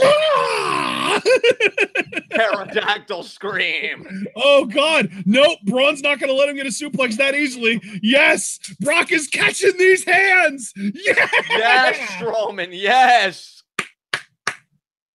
Yes, Braun. This is exactly what should have happened at No Mercy. Exactly what should have fucking happened. Finish him off, Braun. Put him the fuck down. Except this time, Brock is going to have Kane to pin instead of Braun. Exactly. Oh, running power slam, the SummerSlam spot. Except he did it like 3 times. Exactly how No Mercy should have ended. Exactly how they should have done it. Fuck you, Lesnar. Fuck you, Kane. You know, if you think about it, if you really think about it, they could have had that be the way that the match ended because Braun could have won via countout, but Brock keeps the title. Right. Such bullshit, dude. That Braun's going to get screwed over again this Sunday. I mean, at least he's not going to get pinned this time, right? I guess not, but, like, this man should be running shit. He should be champion right now. Yeah. The energy, like, that was amazing. You know what, though? I know that it's really easy to talk about how great Braun is right now because you just had this great moment. Props to Brock Lesnar for that freaking barricade bump. He ran full speed into that thing and threw himself at it back first. Yeah, he did. He did. I'll good. Yeah. I hate the way that they treat him with like him being like above everyone else on the roster, but he's still a damn good performer when it comes down to it. Yeah. Oh, all right, guys. Well, that was Raw 25, the entire show. We got through all of it. 3 hours and 15 minutes worth of Monday Night Raw live reacted to in the books. We're probably going to end up live reacting to Raw and SmackDown next week as well, but you know, I don't have that on the schedule yet because it's not like an in cement, like guaranteed, set in stone kind of thing. I would say right now, if you asked me, I would say we would probably say yes to live reacting to it, but it all comes down to how we're feeling the day of. John, I know we've got a hell of a stacked week, but as of right now, how'd you feel about Raw 25? It was a decent show. I'd say Elias and Braun were the MVPs, and I will give credit to Brock for selling and all that stuff. I really enjoyed them. A title change, so congrats to The Miz. Excuse me there, guys. Congrats to The Miz. But yeah, I'd honestly say that I enjoyed Elias and Braun the most tonight. So, good stuff. Elias and Braun were badasses tonight. Yeah, definitely. Definitely. Especially Braun. Elias was entertaining, but I wouldn't say he was exceptionally badass. Braun Strowman, on the other hand, exceptionally badass. Every time he leaves Lesnar laying on his pathetic ass, I will always be down for that. So yes. Oh, man. Yeah, that was great. That was a really entertaining show for the most part. There were a few, there were a few little lulls here and there, but for the most part, I enjoyed it. Any last words before I close this out, John? No, just thank you to everybody that joined us. Thank you for all the likes. Jesus Christ, I don't even really feel the need to say leave a like. You guys did that already. Yeah. So thank you guys so much for the support and everything. And again, for the TwitWow faithful, one hell of a week coming your way this week. One down. Tomorrow it's Progress Chapter 4. We're going to be getting El Ligero getting his title shot against the Show Stealer, Nathan Cruz. I don't know what else is going to be on the card, but really just for that championship match alone should be very interesting. And then I'm not even going to run down the rest of the week. The only thing I am going to say is just one final reminder. Well, not a final one, but just as another one. Q&A in 3 days. I know that during the course of this, I know Bullock vs. The Shield sent in one question. I'm sure she'll have a few others. Get your questions in, guys, if you haven't already, because this is really shaping up to be a really wonderful Q&A, and I want all your voices heard. So if you haven't yet, please come at us. But that's all I'm really going to plug for now, because, and one more thing I do want to say, though. If you guys are really tired of the plugs and stuff and you want to keep your finger on the pulse, Ashton's Twitter has the schedule as his pinned tweet. So if you want to have a copy of the schedule, Ashton's got it all nice and prepped, all nice and coordinated.